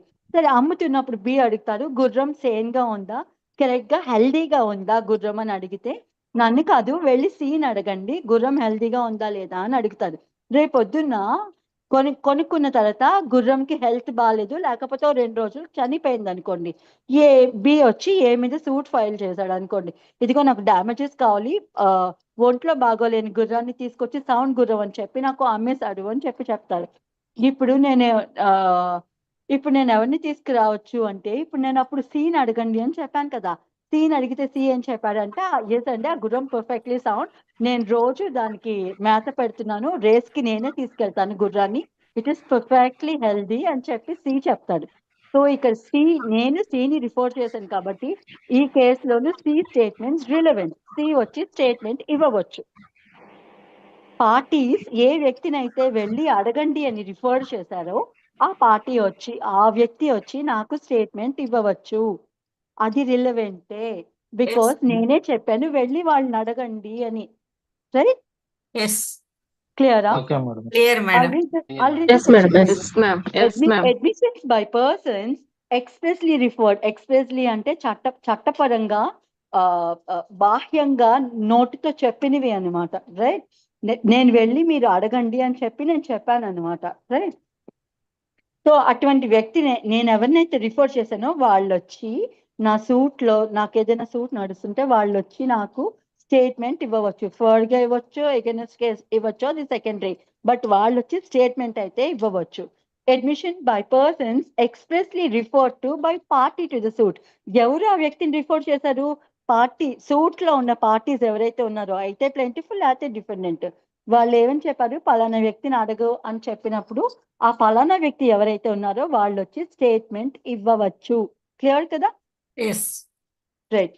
Statements made by persons to whom a party to the suit has expressly referred అంటే బయటికి అథారిటేటివ్ గా చెప్పారనమాట. వెళ్ళి వాళ్ళని అడగండి అని చెప్పి వాళ్ళని రిఫర్ చేసినప్పుడు, పలానా వ్యక్తిని పలానా దానికోసం అడగండి అని రిఫర్ చేసినప్పుడు ఆ రిఫర్డ్ వ్యక్తి ఎవరైతే ఉన్నారో వాళ్ళు వచ్చి స్టేట్మెంట్ ఇవ్వవచ్చు. For information in reference to A matter in dispute కి సంబంధించిన మ్యాటర్ ఏమైతే ఉన్నిందో దానికోసం స్టేట్మెంట్ ఇవ్వమని పలానా వ్యక్తిని అడగండి అని నేను చెప్తా, ఆ వ్యక్తి వచ్చి స్టేట్మెంట్ ఇవ్వవచ్చు. And it is admission, and such admission is relevant. Right, దానికి ఇలిస్ట్రేషన్ ఇక్కడ ఏమి ఇస్తారంటే, the question is whether a horse sold by B is sound. Sound అంటే హెల్దీగా ఉందా లేదా అనే పదానికి సౌండ్ అని వాడతారనమాట.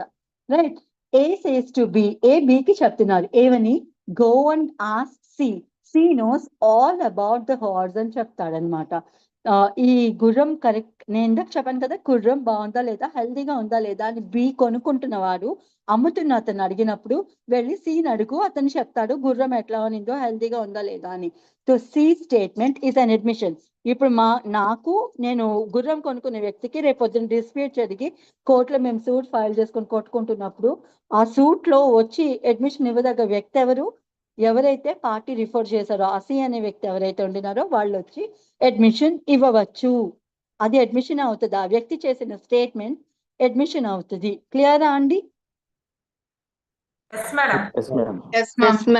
చలో, will go to section 21.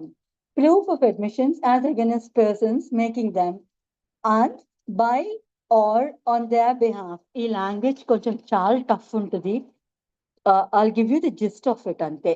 Proof of admission as against persons making them.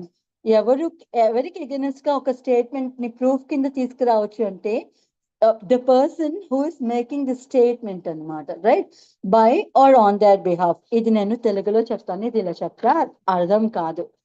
Statements 2 రకాలండి. ఒకటి సెల్ఫ్ సర్వింగ్, ఇంకోటి సెల్ఫ్ హార్మింగ్.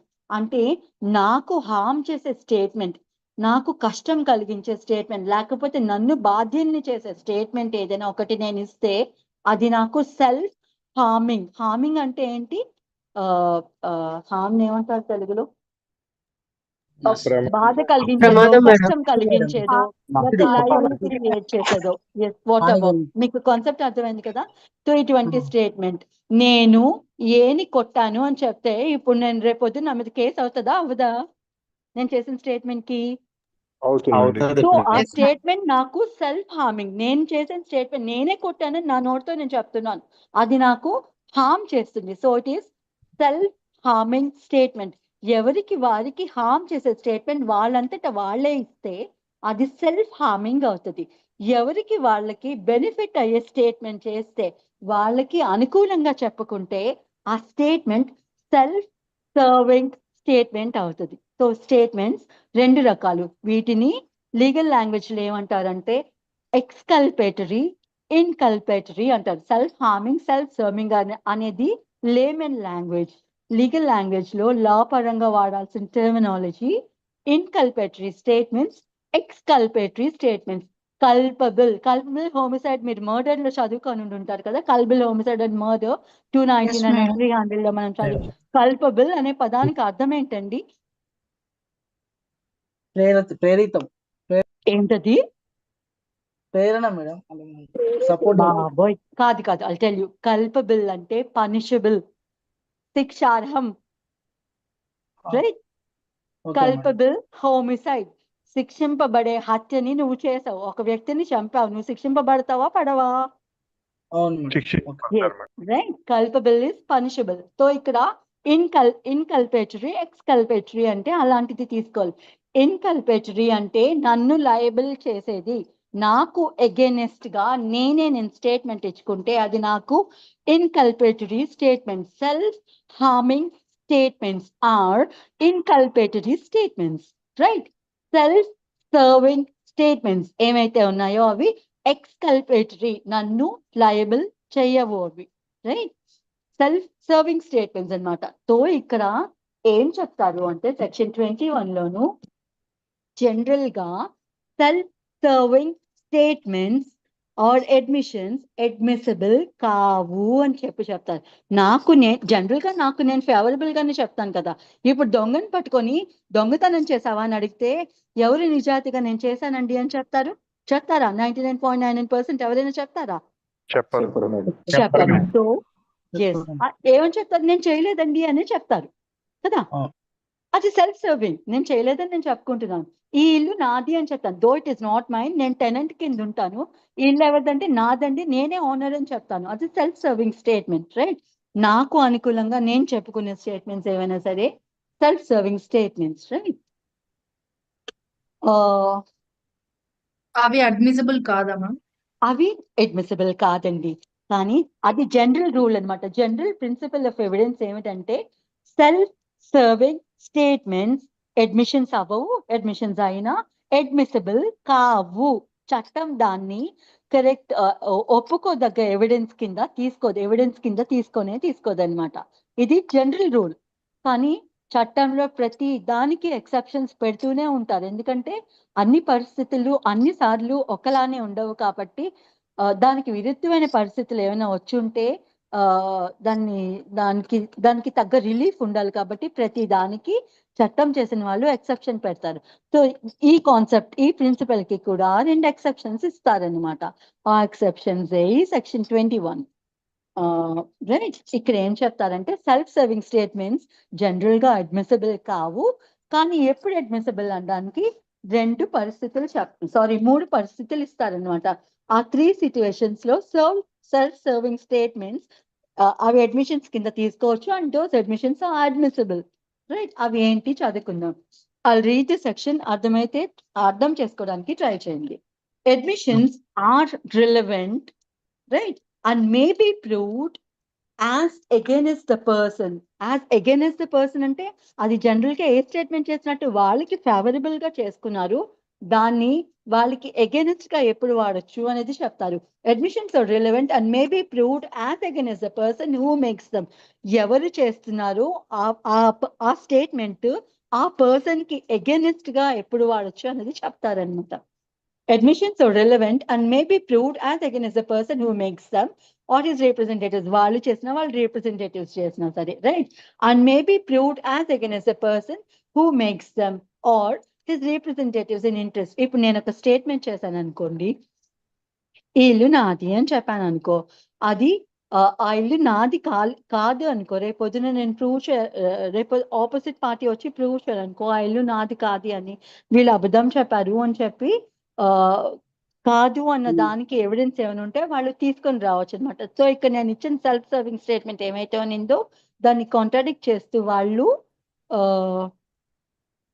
ఎవిడెన్స్ తీసుకురావచ్చు. సో ఇవన్నీ చెప్తూ పోతే అది లాంగ్ టర్మ్స్ అయిపోద్ది. నేను ఓన్లీ ఈ లాంగ్వేజ్ ఏం చెప్తుందో దాని వరకు చెప్తాను. Admissions are relevant and may be proved as against a person who makes them or his representative in interest, but they cannot be proved by or on behalf of the person who makes them. అంటే ఇక్కడ ఏం చెప్తున్నారంటే ఒక statement ఒక వ్యక్తి తనకి అనుకూలంగా చేసుకున్నది అడ్మిషన్ కింద పనికి రాదు.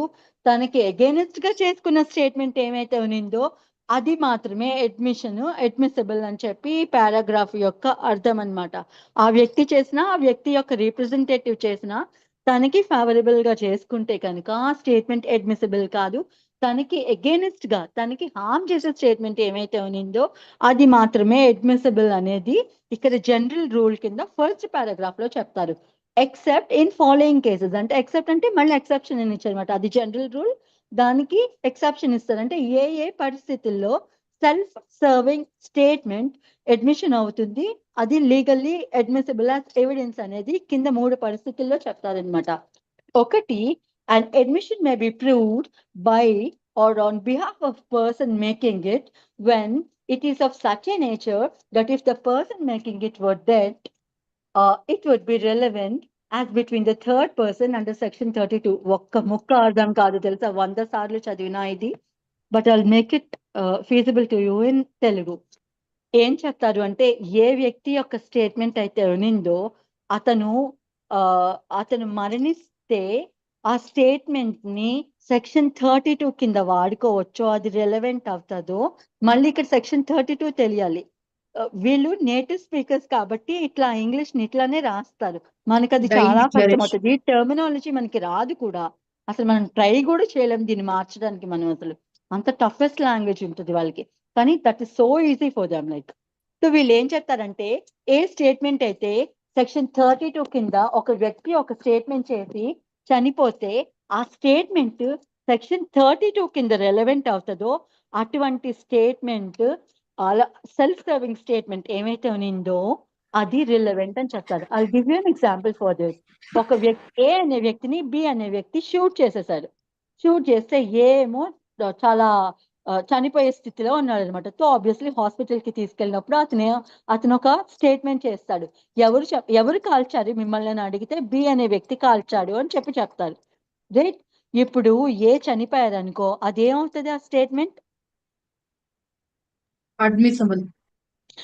నో, దాన్ని ఏమంటారంటే మరణ వాంగ్మూలం అంటారు. అతని చావు యొక్క కారణం అతను చెబుతూ కనుక చనిపోతే, ఒక వ్యక్తి చనిపోతూ అతను చనిపోక ముందు చనిపోతున్న సిచ్యువేషన్ లోకి వచ్చిన కారణం ఏదైతే ఏ వ్యక్తి అయితే దానికి రెస్పాన్సిబుల్, ఏ సర్కమ్స్టాన్స్ అయితే రెస్పాన్సిబుల్ అని చెబుతున్నాడో అటువంటి స్టేట్మెంట్ అతను చనిపోతే అతని మరణ వాంగ్మూలం అవుతుంది. వాంగ్మూలం స్టేట్మెంట్, అతను చనిపోతూ చెప్తున్నాడు కాబట్టి అతని స్టేట్మెంట్ మరణ వాంగ్మూలం అవుతుంది అనమాట. దీనికోసం ఎక్కడ ఉంటుంది అంటే దీని కన్సర్న్ ప్రావిజన్ సెక్షన్ 32. రైట్, ఇప్పుడు ఆ ఏ అనే వ్యక్తి ట్రీట్మెంట్ కి బాగా రెస్పాండ్ అయ్యి బ్రతికాడు అనుకోండి, పోలీస్ వచ్చి ఎంక్వైరీ చేస్తారు. ఎంక్వైరీ చేసినప్పుడు ఎవరు బాబు నిన్ను కాల్చాడంటే బి అనే వ్యక్తి కాల్చాడండి అని చెప్పాడు.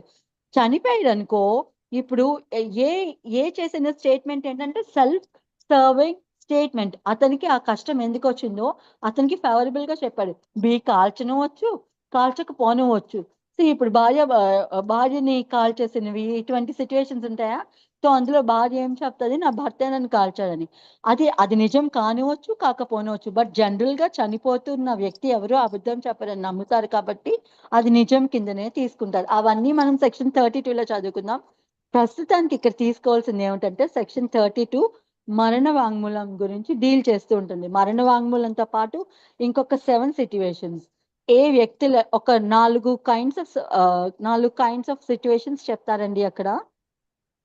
ఏం చెప్తారంటే ఏ వ్యక్తి అయితే మరణిస్తారో, ఏ వ్యక్తి అయితే కనిపించకుండా పోతాడో, ఏ వ్యక్తిని అయితే కోర్టుకి తీసుకొచ్చి సాక్ష్యం చెప్పించడానికి చాలా ఖర్చు, చాలా టైం పడుతుందో, ఏ వ్యక్తి అయితే సాక్ష్యం ఇచ్చే స్టేట్ లో లేరో, ఏ కోమాలోనో ఉన్నాడు అనుకోండి, అటువంటి వ్యక్తులు చేసిన స్టేట్మెంట్స్ వాళ్ళు ఆ సిచ్యువేషన్స్ లోకి రాకముందు, చనిపోయిన వ్యక్తి అనుకో, చనిపోకముందు చేసిన స్టేట్మెంట్, ఏ వ్యక్తి అయితే కనిపించకుండా పోయారో కనిపించపోకముందు చేసిన స్టేట్మెంట్, ఏ వ్యక్తి అయితే ఎవిడెన్స్ ఇచ్చే స్టేట్ లో లేరో, ఎవిడెన్స్ ఆ పరిస్థితిలోకి కోమాలోకి వెళ్ళక ముందు ఇచ్చిన స్టేట్మెంట్స్, ఏ వ్యక్తిని అయితే తీసుకొచ్చి సాక్ష్యం చెప్పించలేమో, ఒక వ్యక్తి ఒక క్రైమ్ చూస్తాడు కానీ అతను ఉద్యోగరీత్యా అమెరికా వెళ్ళిపోతాడు. ఇప్పుడు అతను తీసుకొచ్చి నేను సాక్ష్యం చెప్పించాలంటే నాకు ఎంత ఖర్చు అవుతుంది? సాక్ష్యానికి ఎవరు తీసుకొస్తున్నారో వాళ్ళే సాక్షి తాలూకా ఖర్చులన్నీ పెట్టుకోవాలి, రూల్ అది. సో ఇప్పుడు నేను అమెరికా నుంచి తీసుకోండి, నా దగ్గర 2 లక్షలు ఉండాలి, మినిమం 1,00,000 అయినా ఉండాలి, రైట్? యుఎస్ ఫేర్ అంతే ఉంది బిజినెస్ క్లాస్ కి సంబంధించి. సో అంత ఖర్చు పెట్టుకొని నేను తీసుకొచ్చి అతను చెప్పించలేనప్పుడు, అతను ఇది వరకు ఏదైనా అటువంటి స్టేట్మెంట్ ఇచ్చి ఉంటే ఎవరికైనా, అటువంటివన్నీ రిలవెంట్ అని చెప్పి సెక్షన్ 32 చెప్తుంది. అందులో ఇంకా చాలా కాన్సెప్ట్స్ ఉంటాయి, అది అక్కడికి వెళ్ళినప్పుడు చదువుకుందాం. కానీ మనకి ఇక్కడ అందులో ఒక కాన్సెప్ట్ మాత్రమే ఈ సెక్షన్ 21 తో రిలేట్ చేస్తారనమాట. ఏమిటది? ఏ వ్యక్తి అయితే ఒక స్టేట్మెంట్ ఇచ్చారో, తనకి ఫేవరబుల్ గా స్టేట్మెంట్ అంటే ఇప్పుడు తనకి జరిగింది హామ్, ఎవరు చేశారో చెప్తున్నారు అనుకో, ఆ వ్యక్తి అది చెప్పిన తర్వాత చనిపోయాడు అనుకో, ఆ స్టేట్మెంట్ సెక్షన్ 32 కింద వెళ్ళిపోతుంది. చనిపోలేదనుకో, నన్ను పలానా వ్యక్తి కాల్చాడు అన్న స్టేట్మెంట్ ఏమైతే ఉందో ఈ సెక్షన్ 21 కింద రిలవెంట్. Got it? రైట్, అది ఫస్ట్ వన్ అన్నమాట. And admission May be proved by, ఎవరు ప్రూవ్ చేయొచ్చు? By the person who is making it or on behalf of the person who is making it. On behalf of అంటే representative, ఏజెంటో, వీళ్ళు ఎవరైనా వచ్చి చెప్పొచ్చు అనమాట. బై అండ్ ఆన్ బిహాఫ్ అంటే అర్థమైంది. బై అంటే స్వయంగా ఆ పర్సన్ చేసినట్టు, ఆన్ బిహాఫ్ ఆఫ్ అంటే ఆ పర్సన్ బదులుగా అతని ఏజెంటో, లీగల్ రిప్రజెంటేటివ్ ఎవరు చేసినట్టు అనమాట, right? So an admission may be proved by or on behalf of person making it when it is of such a nature that if the person making it, ఏ వ్యక్తి అయితే ఆ statement చేస్తున్నారో, ఏదరి స్వయంగా చేస్తున్న వ్యక్తి కానీ, అతని రిప్రజెంటేటివ్ కానీ, ఏజెంట్ కానీ, ఏ వ్యక్తి అయితే చేస్తున్నారో, if the person making it were dead, అతను చనిపోయి ఉంటే, it would be relevant. It అంటే ఏమిటి ఇక్కడ? అతను ఇచ్చిన స్టేట్మెంట్. ఆ statement would be relevant as between the third persons. Third person అంటే మళ్ళీ ఎవరని అడిగారు అక్కడ ఆ కేసులో. ఇప్పుడు డైయింగ్ డిక్లరేషన్ ఏని బిని చంపాడని ఉందా, ఇప్పుడు బి మీద కేసు నడుస్తుందా? బి అండ్ ప్రాసిక్యూషన్ అక్కడ పార్టీస్ అక్కడ. సో ఇక్కడ థర్డ్ పర్సన్ ఎవరు అవుతారంటే ప్రాసిక్యూషన్ అండ్ బి అవుతారు. సో ఈ థర్డ్ పార్టీకి ఎగెనెస్ట్ గా ఆ స్టేట్మెంట్ ఎప్పుడు రిలవెంట్ అవుతుంది అంటే, ఈ వ్యక్తి కనుక చనిపోయి ఆ స్టేట్మెంట్ కనుక సెక్షన్ 32 కింద పడితే ఎట్లా రిలవెంట్ అవుతుందో అటువంటి స్టేట్మెంట్. అంటే ఇక్కడ ఇన్ కేస్ ఆ వ్యక్తి చనిపోకపోతే ఆ సెల్ఫ్ సర్వింగ్ స్టేట్మెంట్, బి నన్ను కాల్చాడు అన్న స్టేట్మెంట్ ఏమైతే నిందో ఇలాంటి సిచ్యువేషన్స్ లో రిలవెంట్. ఓకేనా అండి? Okay madam. రెండో ఎక్సెప్షన్ ఏమిటి అంటే, an admission may be proved by or on B. Small doubt madam ఇక్కడ. చెప్పండి. ఇప్పుడు పర్సన్ వచ్చి కోర్టుకు వచ్చి సాక్ష్యం చెప్తాడు, ఏని బేనే చంపాడని అతను సాక్ష్యం చెప్తాడు, అబద్ధపు సాక్ష్యం ఫర్ ఎగ్జాంపుల్. అంటే తర్వాత అతను రియలైజ్ అయ్యి ఏదన్నా చనిపోయే సిచ్యువేషన్ లో ఒక కలెక్టర్ గారి దగ్గర గాని, ఒక పోలీస్ ఆఫీసర్ దగ్గర గాని, చనిపోయే ముందు నేను చెప్పినప్పుడు కోర్టులో అబద్ధపు సాక్ష్యం చెప్పాను, అతని మీద అబద్ధపు సాక్ష్యం చెప్పాను, ఇప్పుడు నేను నిజం చెప్తున్నానని, అతను చంపలేదని మళ్ళీ మార్చి చెప్పి చనిపోతే అప్పుడు ఏ స్టేట్మెంట్ ని తీసుకుంటారు మేడం? లాస్ట్ ఇచ్చిన స్టేట్మెంట్ ఏముంటే అది. అందుకే ఇవి స్వయాన ఒక్క స్టేట్మెంట్ నే తీసుకోరండి. ఇప్పుడు బి నన్ను చంపడని చెప్పగానే బీని వెళ్ళి అరెస్ట్ చేసి అతన్ని ఇప్పుడు డెత్ పెనాల్టీ ఇచ్చేస్తారా? నేను ఇచ్చిన స్టేట్మెంట్ బేస్ చేసుకొని విచారణ జరిపిస్తారా? విచారణ జరిపిస్తారా? ఎవిడెన్స్ ఇవ్వాలా? ప్రూవ్ చేసుకొని ఇప్పుడు ప్రాసిక్యూషన్ బిఏ చంపాడు అని చెప్పడానికి ఎవిడెన్స్ అంతా కలెక్ట్ చేస్తారా? అతను కాల్చిన గన్ను, దాని మీద ఉన్న ఫింగర్ ప్రింట్స్, అందులోంచి వచ్చిన బిలెట్, మళ్ళీ ఎక్స్పర్ట్ ఎవిడెన్స్, ఈ డాక్టర్ ఎవిడెన్స్ ఏమైతే ఉందో ఇవన్నీ కలిపితే నేను ఇచ్చిన స్టేట్మెంట్ కరెక్ట్ అవ్వాలి. బీనే చంపినట్టు ప్రూవ్ అయితేనే అప్పుడు నేను ఇచ్చిన స్టేట్మెంట్ ని కూడా తీసుకుంటారు. రైట్, అది నేను ఇచ్చిన స్టేట్మెంట్ ఒక్కదాన్నే బేస్ చేసుకొని బీని పనిష్ చేయరు. సో అక్కడ it all depends on evidence. But తనకు తను మేడం ఒప్పుకున్నాడు కదండి. మేడం బట్ తనకు తను నేను క్రైమ్ చేశాను అని ఒప్పుకున్నాడు కదా, సో కన్ఫెషన్ కింద తీసుకుంటారు కదా. మనం ఇక్కడ దేనికోసం మాట్లాడుకున్నామండి? Relevant madam. నో మన Admission. ఇప్పుడు మన Admission. ప్రెసెంట్ టాపిక్ దేని గురించి నడుస్తుంది? Admission admission madam. Admission admission confession రెండు ఒకటేనా? కాదు మేడం. డిఫరెంట్ మరి అడ్మిషన్ చెప్తుంటే కన్ఫెషన్ గురించి అడుగుతుంటే ఎట్లా అండి? అడ్మిషన్స్ అయిపోయాక కన్ఫెషన్ పార్ట్కి వస్తాను, దానికి రిలేట్ చేసి మీ డౌట్ ఏమైతే ఉన్నిందో అప్పుడు అడగండి. నేను ఇది ఆపి మళ్ళీ నేను కన్ఫెషన్ గురించి చెప్పలేను కదా, సారీయా. దీని తర్వాత వచ్చే ప్రొవిజన్స్ కన్ఫెషన్ గురించే, దాని గురించి మాట్లాడినప్పుడు అప్పుడు నేను డౌట్ తీసుకుంటాను, సరేనా? ఇక్కడ ప్రస్తుతానికి కన్ఫెషన్ గురించి చెప్పట్లేదు, స్టేట్మెంట్ గురించి మాత్రమే చెప్తున్నారు. Statement confession is two different from a statement. అది ఎట్లా కన్ఫెషన్ దగ్గరికి వచ్చినప్పుడు సెక్షన్ 24 చెప్పినప్పుడు చెబుతాను. ఓకేనా అండి? Okay madam. చలో, ఇక్కడ ఏం చెప్పారు అంటే ఇవి ఓన్లీ స్టేట్మెంట్ ఏనండి, right? So a statement, an admission is nothing but a statement అని చెప్పారు కదా. An admission may be proved by or on behalf of a person making it when it consists of a statement of the existence of any state of mind, body. నేను ఇందాక అడిగానా, నిన్న examples అన్ని చదివారా? Section 16 బాగా అర్థమైందా అని అడిగింది ఇందుకనే. అక్కడ అది అర్థం అవ్వకపోతే ఇక్కడ ఇది అర్థం కాదు. An admission may be proved by or on behalf of a person making it. ఒక వ్యక్తి తన స్టేట్ ఆఫ్ మైండ్ ఎట్లా ఉంది, స్టేట్ ఆఫ్ బాడీ ఎట్లా ఉంది, రైట్, అది అనే దాని మీద ఒక స్టేట్మెంట్ ఇచ్చున్నాడు అతను అది సెల్ఫ్ సర్వింగ్ కింద. నాకు ఒంట్లో బాగోలేదు, నాకు ఫీవర్ ఉందని చెప్తాను. నాకు ఫీవర్ ఉంది లేదు నాకే తెలుసు, లేదు నేను అబద్ధమైనా చెప్పొచ్చు. నేను అబద్ధం చెప్తున్నానా లేదా? నాకు ఫీవర్ ఉందని చెప్తాను, నేను అబద్ధం చెప్తున్నాను, రైట్. అబద్ధం చెప్తున్నాను ఎట్లా తెలుస్తుంది?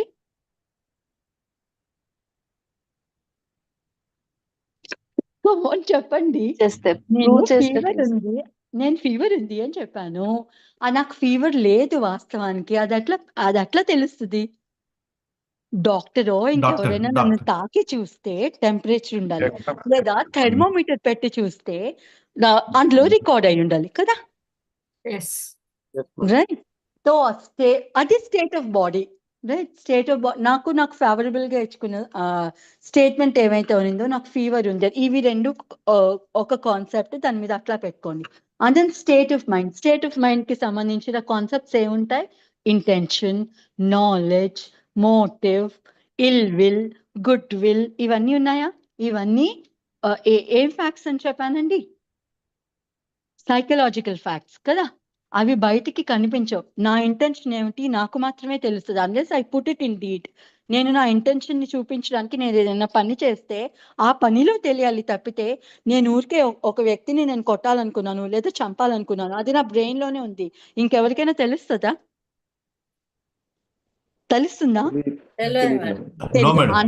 అన్లెస్ అండ్ అంటిల్ నా నోట్తో నాకు అతన్ని చంపాలన్న ఉద్దేశం ఉంది అని నేనైనా చెప్పాలి, లేదంటే చంపి చూపించాలి, నా చేత ద్వారా అయినా చూపించాలి నేను అతన్ని కావాలని చంపాను అని కదా. సో ఈ స్టేట్ ఆఫ్ మైండ్ ఏమైతే ఉన్నిందో, అది ఎవరి స్టేట్ ఆఫ్ మైండ్ ఉన్నిందో అది వాళ్ళకనే తెలుస్తుంది. సో వాళ్ళు ఎప్పుడైనా సెల్ఫ్ సర్వింగ్ స్టేట్మెంట్స్ చేసుకుంటున్నప్పుడు, అంటే నా ఫీలింగ్ ఇది, నాకు అతని మీద మంచి ఉద్దేశం ఉంది, లేదు నాకు అతని మీద దురుద్దేశం ఉంది, ఇట్లా ఏదైనా ఒక స్టేట్మెంట్ కనుక నేను ఇచ్చినప్పుడు, ఆ స్టేట్మెంట్ సెల్ఫ్ సర్వింగ్ అంటే నాకు అనుకూలంగా నేను ఇచ్చినప్పుడు, అది నేను ప్రూవ్ చేయడానికి నేను ఏదైనా ఇంకా ఫర్దర్ ఏదైనా ఎవిడెన్స్ ఇచ్చిండి, దాని సపోర్టివ్ ఎవిడెన్స్ ఏదైనా ఇచ్చుంటే, such sort of statement is relevant in that particular situation. దీనికి అన్ని ఎగ్జాంపుల్స్ ఉంటాయి, డోంట్ వరీ, నేను చెప్తాను. ఆ ఎగ్జాంపుల్ చదివితే మీకు క్లియర్ గా అర్థమవుతుంది. ఫర్ ఎగ్జాంపుల్ ఒక వ్యక్తి నా మీద డిఫమేషన్ సూట్ ఫైల్ చేశాడు. నేను అతనికి అగెనెస్ట్ గా కొంచెం చెడ్డగా మాట్లాడాను, అతని పరువుకి నష్టం కలిగించాను కాబట్టి నా మీద పరువు నష్టం దావా ఫైల్ చేశారు. నేనేం చెప్తానంటే అతనంటే నాకు చాలా గౌరవం అండి, నేను అతన్ని ఏమి డిఫేమ్ చేయడానికి మాట్లాడలేదు. అది ఆల్రెడీ నేనేం చెప్తాను, నేను నన్ను డిఫెండ్ చేసుకుంటూ నేను చెప్తున్నాను, నేను నిజం చెప్తున్నానా అబద్ధం చెప్తున్నానా సెకండరీ. కానీ ఫస్ట్ నేను చేసిన స్టేట్మెంట్ ఏముంటది అక్కడ, నాకు అతని మీద దురుద్దేశం ఇల్విల్ లేదు, దురాభిప్రాయం లేదు. నేను వేరెవరి ద్వారా వినిన మాటని మాత్రమే నేను వేరెవరికో చెప్పాను, అది అతను డిఫేమ్ చేశానని అనుకుంటున్నాడు అని చెప్పి నాకు నేను సపోర్టివ్ స్టేట్మెంట్ ఇచ్చుకుంటాను. జనరల్గా అలాంటి స్టేట్మెంట్ అడ్మిసిబుల్ కాదు. బట్ దానికి నేను ప్రూఫ్ కింద ఏమైనా చూపించాను అనుకోండి, ఇది వరకు కూడా నేను అతని కోసం మంచిగానే మాట్లాడాను, వాళ్ళ స్టాఫ్ అందరినీ అడగండి, నేను ఎప్పుడైనా అతని గురించి తప్పుగా మాట్లాడానేమో అని నా స్టేట్మెంట్ ని నేను డిఫెండ్ చేసుకుంటూ నేను ఎవిడెన్స్ ఇవ్వచ్చు. నేను చెప్పింది అబద్ధం, నాకు ఇల్విల్ ఉంది అని, అందుకనే నేను అతన్ని డిఫేమ్ చేశానని చెప్పడానికి అతను ఏం ఎవిడెన్స్ తీసుకురావచ్చు అంటే, ఆల్రెడీ ఇలాంటి స్టేట్మెంట్స్ నేను ఇది వరకు 2-3 సార్లు నేను అతని గురించి చెడ్డగా మాట్లాడి చెడ్డగా పబ్లిష్ చేసిన స్టేట్మెంట్స్ ఉన్నాయనుకో, అవి తీసుకొచ్చి ప్రూవ్ చేశారనుకోండి, అప్పుడు నాకు ఎల్విల్ ఉందని ప్రూవ్ అవుతుందా? లేదు మేడం, అక్కడ సాక్ష్యం ఉంది కాబట్టి ప్రూవ్ కాదు.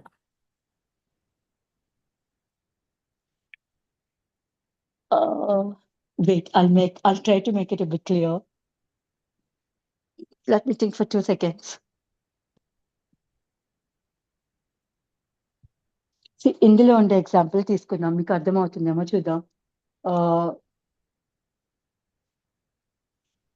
ఇందులో ఏమి తీసుకోవచ్చు అంటే,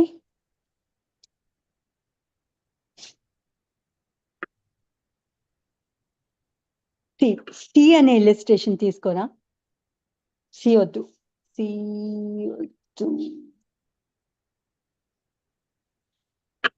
డిని తీసుకోండి illustration. A is accused of receiving stolen goods, knowing them to be stolen. ఇక్కడ ఏం చెప్తున్నారంటే ఇంటెన్షన్ అంటే లోపల ఉండే ఇంటెన్షన్ కి సంబంధించి కానీ, నాలెడ్జ్ కి సంబంధించి కానీ, ఇల్విల్ కి సంబంధించి కానీ ఎప్పుడైనా సెల్ఫ్ సర్వింగ్ స్టేట్మెంట్ ఇస్తే, if I mean a state that I can prove them, అవి it is a valid statement అని చెప్తారనమాట. దాన్ని నేను కరెక్ట్ అని ప్రూవ్ చేయొచ్చు, ఆపోజిట్ పార్టీ దాన్ని తప్పు అని ప్రూవ్ చేయొచ్చు. ఎవరు దేనికి ఎవిడెన్స్ ఇవ్వగలిగితే వాళ్ళు చెప్పింది వాల్యుబుల్ అవుతుంది. కానీ ఇది పర్టికులర్ గా పైకి కనిపించదు అనమాట. దానికి సపోర్టివ్ గా ఏదైనా ఒక డీడో, ఒక లెటరో, ఒక చేతనో ఏదైనా చూపించి మాత్రమే దాన్ని మనం ప్రూవ్ చేసుకోగలుగుతాం. I'll read this illustration for you. A is accused of receiving stolen goods. Stolen goods అంటే దొంగతనానికి గురి కాపడిన వస్తువులు ఏవైతే ఉన్నాయో అవి ఏ తీసుకున్నాడు అనే నేరారోపణ మీద ఒక ట్రయల్ జరుగుతూ ఉంది. A offers to prove that he refused to sell them below the value.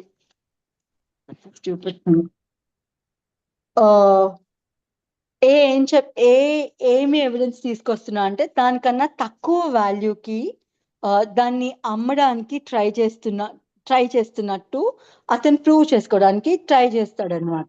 A offers to prove that he refuse to sell them below that value.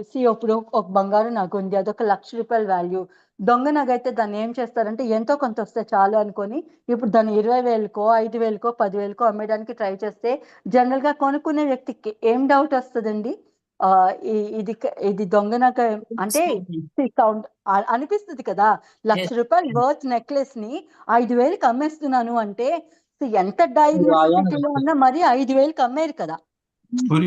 Minimum value రావడానికి ట్రై చేస్తారు కదా జెన్యూన్ ఓనర్ ఎవరైనా ఉంటే.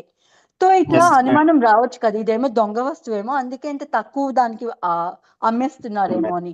So prosecution ఏం prove చేయడానికి try చేస్తుంది అంటే ఇతను దొంగ వస్తువు కలిగి ఉన్నాడు, ఇది చాలా ఆ వస్తువు యొక్క వాల్యూ ఎంత ఉందో దానికన్నా 90 రెట్లు తక్కువకు అమ్మడానికి ప్రయత్నిస్తున్నాడు, అందుకనే ఇతను దొంగ వస్తువు కలిగి ఉన్నాడనే అభియోగం మీద మేము అరెస్ట్ చేశాము, ఈ ట్రయల్ నడుస్తుంది అని చెప్పి ప్రాసిక్యూషన్ చెప్తుంది. కానీ ఏం చెప్తాడంటే అబ్బాయి నేను అది దొంగ వస్తువు అని నేను తక్కువకి అమ్మడం లేదు అని ప్రూవ్ చేయడానికి ట్రై చేస్తాడు. A may prove the statements. తో ఆ కోర్స్ ఆఫ్ ట్రయల్ లో ఏ స్టేట్మెంట్స్ ప్రూవ్ చేయొచ్చట? Though they are admissions because they are explanatory of conduct influence with the facts in issue. A చేసిన స్టేట్మెంట్స్ ఏమైతే ఉంటాయో అంటే ఆ కోర్టులో ఏం చెప్పడానికి ట్రై చేశాడు? నో దీన్ని తక్కువ వాల్యూకి అమ్మడానికి రీజన్ అది దొంగ వస్తువు అని కాదు, నాకు చాలా ఇమ్మీడియట్ నెసెసిటీ ఉంది, మా ఇంట్లో ఎవరో ఫ్యామిలీ మెంబర్కి యాక్సిడెంట్ అయింది, అర్జెంట్ గా డబ్బులు కావాలి, ఇప్పుడు ట్రీట్మెంట్ కి డబ్బులు ఇస్తే కానీ డాక్టర్ ట్రీట్ చేయను అన్నాడు, అందుకనే ఎంతో కొంత వాల్యూ వస్తే చాలు అని నేను అమ్మేస్తున్నాను. సో నేను ఇచ్చిన స్టేట్మెంట్స్ అన్ని ఏమైతే ఉన్నాయో అవి నాకు self serving statements, right? Yes madam. అవి అది నా ఇంటెన్షన్ చూపించడానికి నేను ఇంకా ఏదైనా ప్రూఫ్, ఇప్పుడు యాక్సిడెంట్ జరిగిందని, ఆ వ్యక్తి హాస్పిటల్లో ఉన్నాని, డాక్టర్ డబ్బులు డిమాండ్ చేశాడని, ఇవన్నీ నేను కోర్టుకి చూపిస్తే నా ఇంటెన్షన్ ఏంటి? నేను దొంగ నగ కలిగి ఉన్నానా లేకపోతే అది నా సొంత నగ తెలుస్తుందా? సో ఇటువంటి సెల్ఫ్ సర్వింగ్ స్టేట్మెంట్స్ ఇటువంటి సిచ్యువేషన్స్ లో రిలవెంట్ అంటే నాకు ఇంటెన్షన్ ఉందా లేదా, లేకపోతే నాకు ఇల్విల్ కలిగి ఉన్నానా, నాకు దురుద్దేశం ఉందా, లేకపోతే మంచి అభిప్రాయం ఉందా, ఇవన్నీ ప్రూవ్ చేసుకునే సిచ్యువేషన్స్ లోను నేను సెల్ఫ్ సర్వింగ్ స్టేట్మెంట్స్ ఇవ్వవచ్చు అని చెప్తున్నారు. ఓకేనా అండి? Okay madam. Chalo. And the third one is an admission may be proved by or on behalf of a person making it if it is relevant, otherwise done as an admission. నేను చేసిన statement ఏమైతే ఉనిందో అది వేరే పరిస్థితుల్లో చేస్తుంటే అది admission గా కాకుండా వేరే ఏ సెక్షన్స్ కింద అయినా పడి ఉంటే అటువంటప్పుడు కూడా అది రిలవెంటే అని చెప్తారు. అంటే ఇది సెక్షన్ 17 కింద నేను చేసిన స్టేట్మెంట్ ఏమైతే ఉనిందో సెక్షన్ 17 కింద అది అడ్మిషన్ అవ్వదు, కానీ అది రిలవెంటే అవుతుంది ఆ కేసుకి. ఫర్ ఎగ్జాంపుల్ ఇప్పుడు నా మోటివ్ ప్రూవ్ చేస్తూ నేను ఏదైనా ఎవిడెన్స్ ఇచ్చాను అనుకోండి, మోటివ్ కింద ప్రూవ్ చేసే సెక్షన్ ఏమునింది? 8. ఎస్. తో నేను ఇచ్చిన స్టేట్మెంట్ 8 కింద రిలవెంట్, రైట్? నాకు మోటివ్ లేదు, నాకు అతన్ని చంపాలనే ఉద్దేశం లేదు, నాకు ఇంటెన్షన్ లేదు, నాకు మోటివ్ లేదు, లేకపోతే ఇటువంటివి అనమాట. ఇటువంటి సెల్ఫ్ సర్వింగ్ స్టేట్మెంట్స్ ఏమైతే ఉండినాయో అవి అడ్మిషన్ గా కాకుండా, అంటే నేను అడ్మిట్ చేస్తున్నట్టు కాకుండా ఇంకా ఇతరత్ర వేరే ఇప్పుడు సెక్షన్ 6 చదువుకున్నాం, ఏం చెప్పుకున్నాం? రెస్క్యూస్ స్టే అని. సేమ్ ట్రాన్సాక్షన్ లో జరిగిన కొన్ని ఇన్సిడెంట్స్ ఆ కేసుకి సంబంధించి ఒకే టైంలో ఒకే ప్లేస్ లో జరిగినా జరగకపోయినా అవి కనుక కేసుకి సంబంధించి ఆ పర్టికులర్ ఏ కేసు అయితే నడుస్తుందో దానికి సంబంధించి కనుక అవన్నీ ఏమైతే ఉన్నాయో ఆ పరిస్థితుల్లో జరిగిన పనులన్నీ ఏమైతే ఉన్నాయో అవన్నీ రిలవెంట్ అని చెప్పారు. సో అక్కడ ఏదైనా ఒక ఇన్సిడెంట్ జరిగినప్పుడు బై స్టాండర్డ్స్ చుట్టూ నుంచి ఉన్న వ్యక్తులు వచ్చి చూసి వాళ్ళు కోర్టుకు వచ్చి చెప్పారనుకోండి, అటువంటి స్టేట్మెంట్స్ కూడా రిలవెంటే, కానీ అవి సెక్షన్ 6 కింద రిలవెంట్ కానీ అడ్మిషన్ కింద రిలవెంట్ కాదు అని చెప్తారనమాట. I'll give you another example for this. ఏ అనే వ్యక్తి బి అనే వ్యక్తిని కొడుతున్నాడు, రైట్? నేను బైక్ మీద వెళ్తూ చూసి అయ్యో ఆపడానికి, కొడుతున్నాడు కదా అని ఆపడానికి బై ఛాన్స్ నేను వెళ్తాను అతన్ని.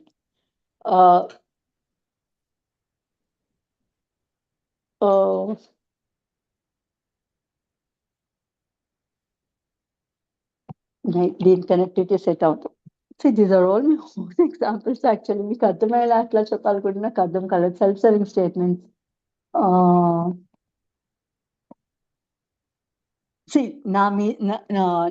నేను ఒక దొంగను అనుకోండి, రైట్?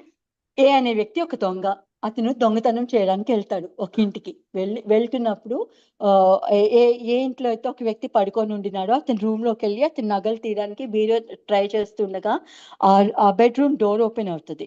ఓపెన్ అయ్యి ఇంకెవరో 2 వ్యక్తులు వచ్చి ఆ వ్యక్తిని కత్తితో పొడిచి చంపి పారిపోతారు, రైట్?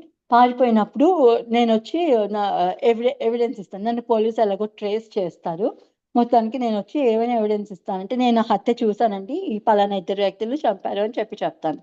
నువ్వు ఎందుకున్నావు అక్కడ అని అడుగుతారు. నువ్వు చూసావా అంటే నువ్వు ఉన్నావు కదా అక్కడ, ఎందుకున్నావు అని అడుగుతారు.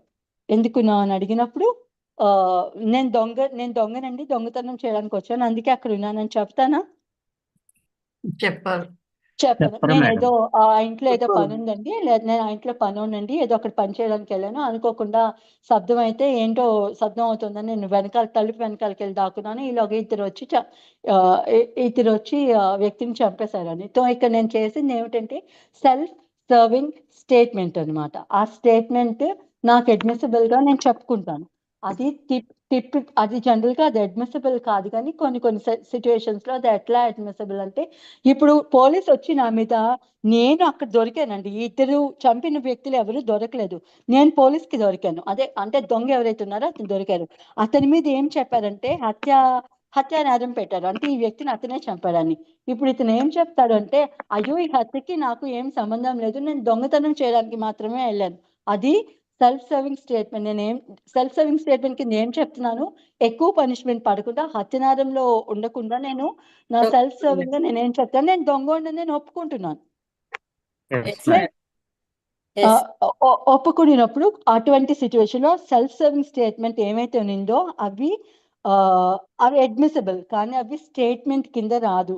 ఇంకా ఇతరత్ర వేరే ఏ సెక్షన్ కిందనైనా వస్తుంది అని చెప్తారు. అడ్మిషన్ కింద రాదు, 17 కింద, అది వేరే ఏ సెక్షన్ కింద పడుతుందో అటువంటి స్టేట్మెంట్ కూడా అడ్మిసిబుల్ అని చెబుతారు అన్నమాట ఇక్కడ. రైట్, ఈ 3 సిచ్యువేషన్స్ ఇస్తారు. ఇవేమి మీకు ఏఐబికి వర్కౌట్ కావండి. నేను I try to make them simpler because the language of the section is two different to explain in Telugu. నాకు తెలుగు అంత సూపర్ ఫుల్ ఫ్లెడ్జ్డ్ గా రాదు ఇటువంటివి ఎక్స్ప్లెయిన్ చేయడానికి, but I try to convey like, right. So మీకు basic concept ఏమిటి section 21D అంటే, self serving statements general గా అడ్మిసిబుల్ కావు, కానీ ఏ సిచ్యువేషన్స్ లో అడ్మిసిబుల్ అనడానికి 3 ఇన్స్టాన్సెస్ ఇస్తారు. ఏ స్టేట్మెంట్ అయితే ఓ వ్యక్తి చేసి అది కనుక ఆ వ్యక్తి చనిపోతే మరణ వాంగ్మూలం అవుతుందో సెక్షన్ 32 కింద, అటువంటి స్టేట్మెంట్ ఇన్ కేస్ ఆ వ్యక్తి చనిపోకపోతే అది సెల్ఫ్ సర్వింగ్ స్టేట్మెంట్ అవుతుంది. ఇది ఫస్ట్ థింగ్. ఇది క్లియరా? మేడం.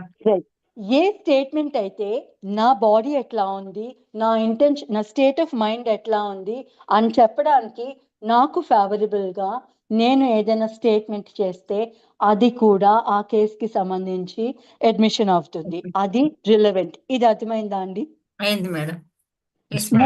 మూడోది ఏం చెప్తారంటే, ఏ స్టేట్మెంట్ అయితే అది వేరే సెక్షన్స్ కింద స్టేట్మెంట్ అవుతుందో, ఈ 17 అనే సెక్షన్ కింద అడ్మిషన్ అవ్వదో అటువంటి స్టేట్మెంట్ సెల్ఫ్ సర్వింగ్ స్టేట్మెంట్స్ కూడా రిలవెంట్ అని.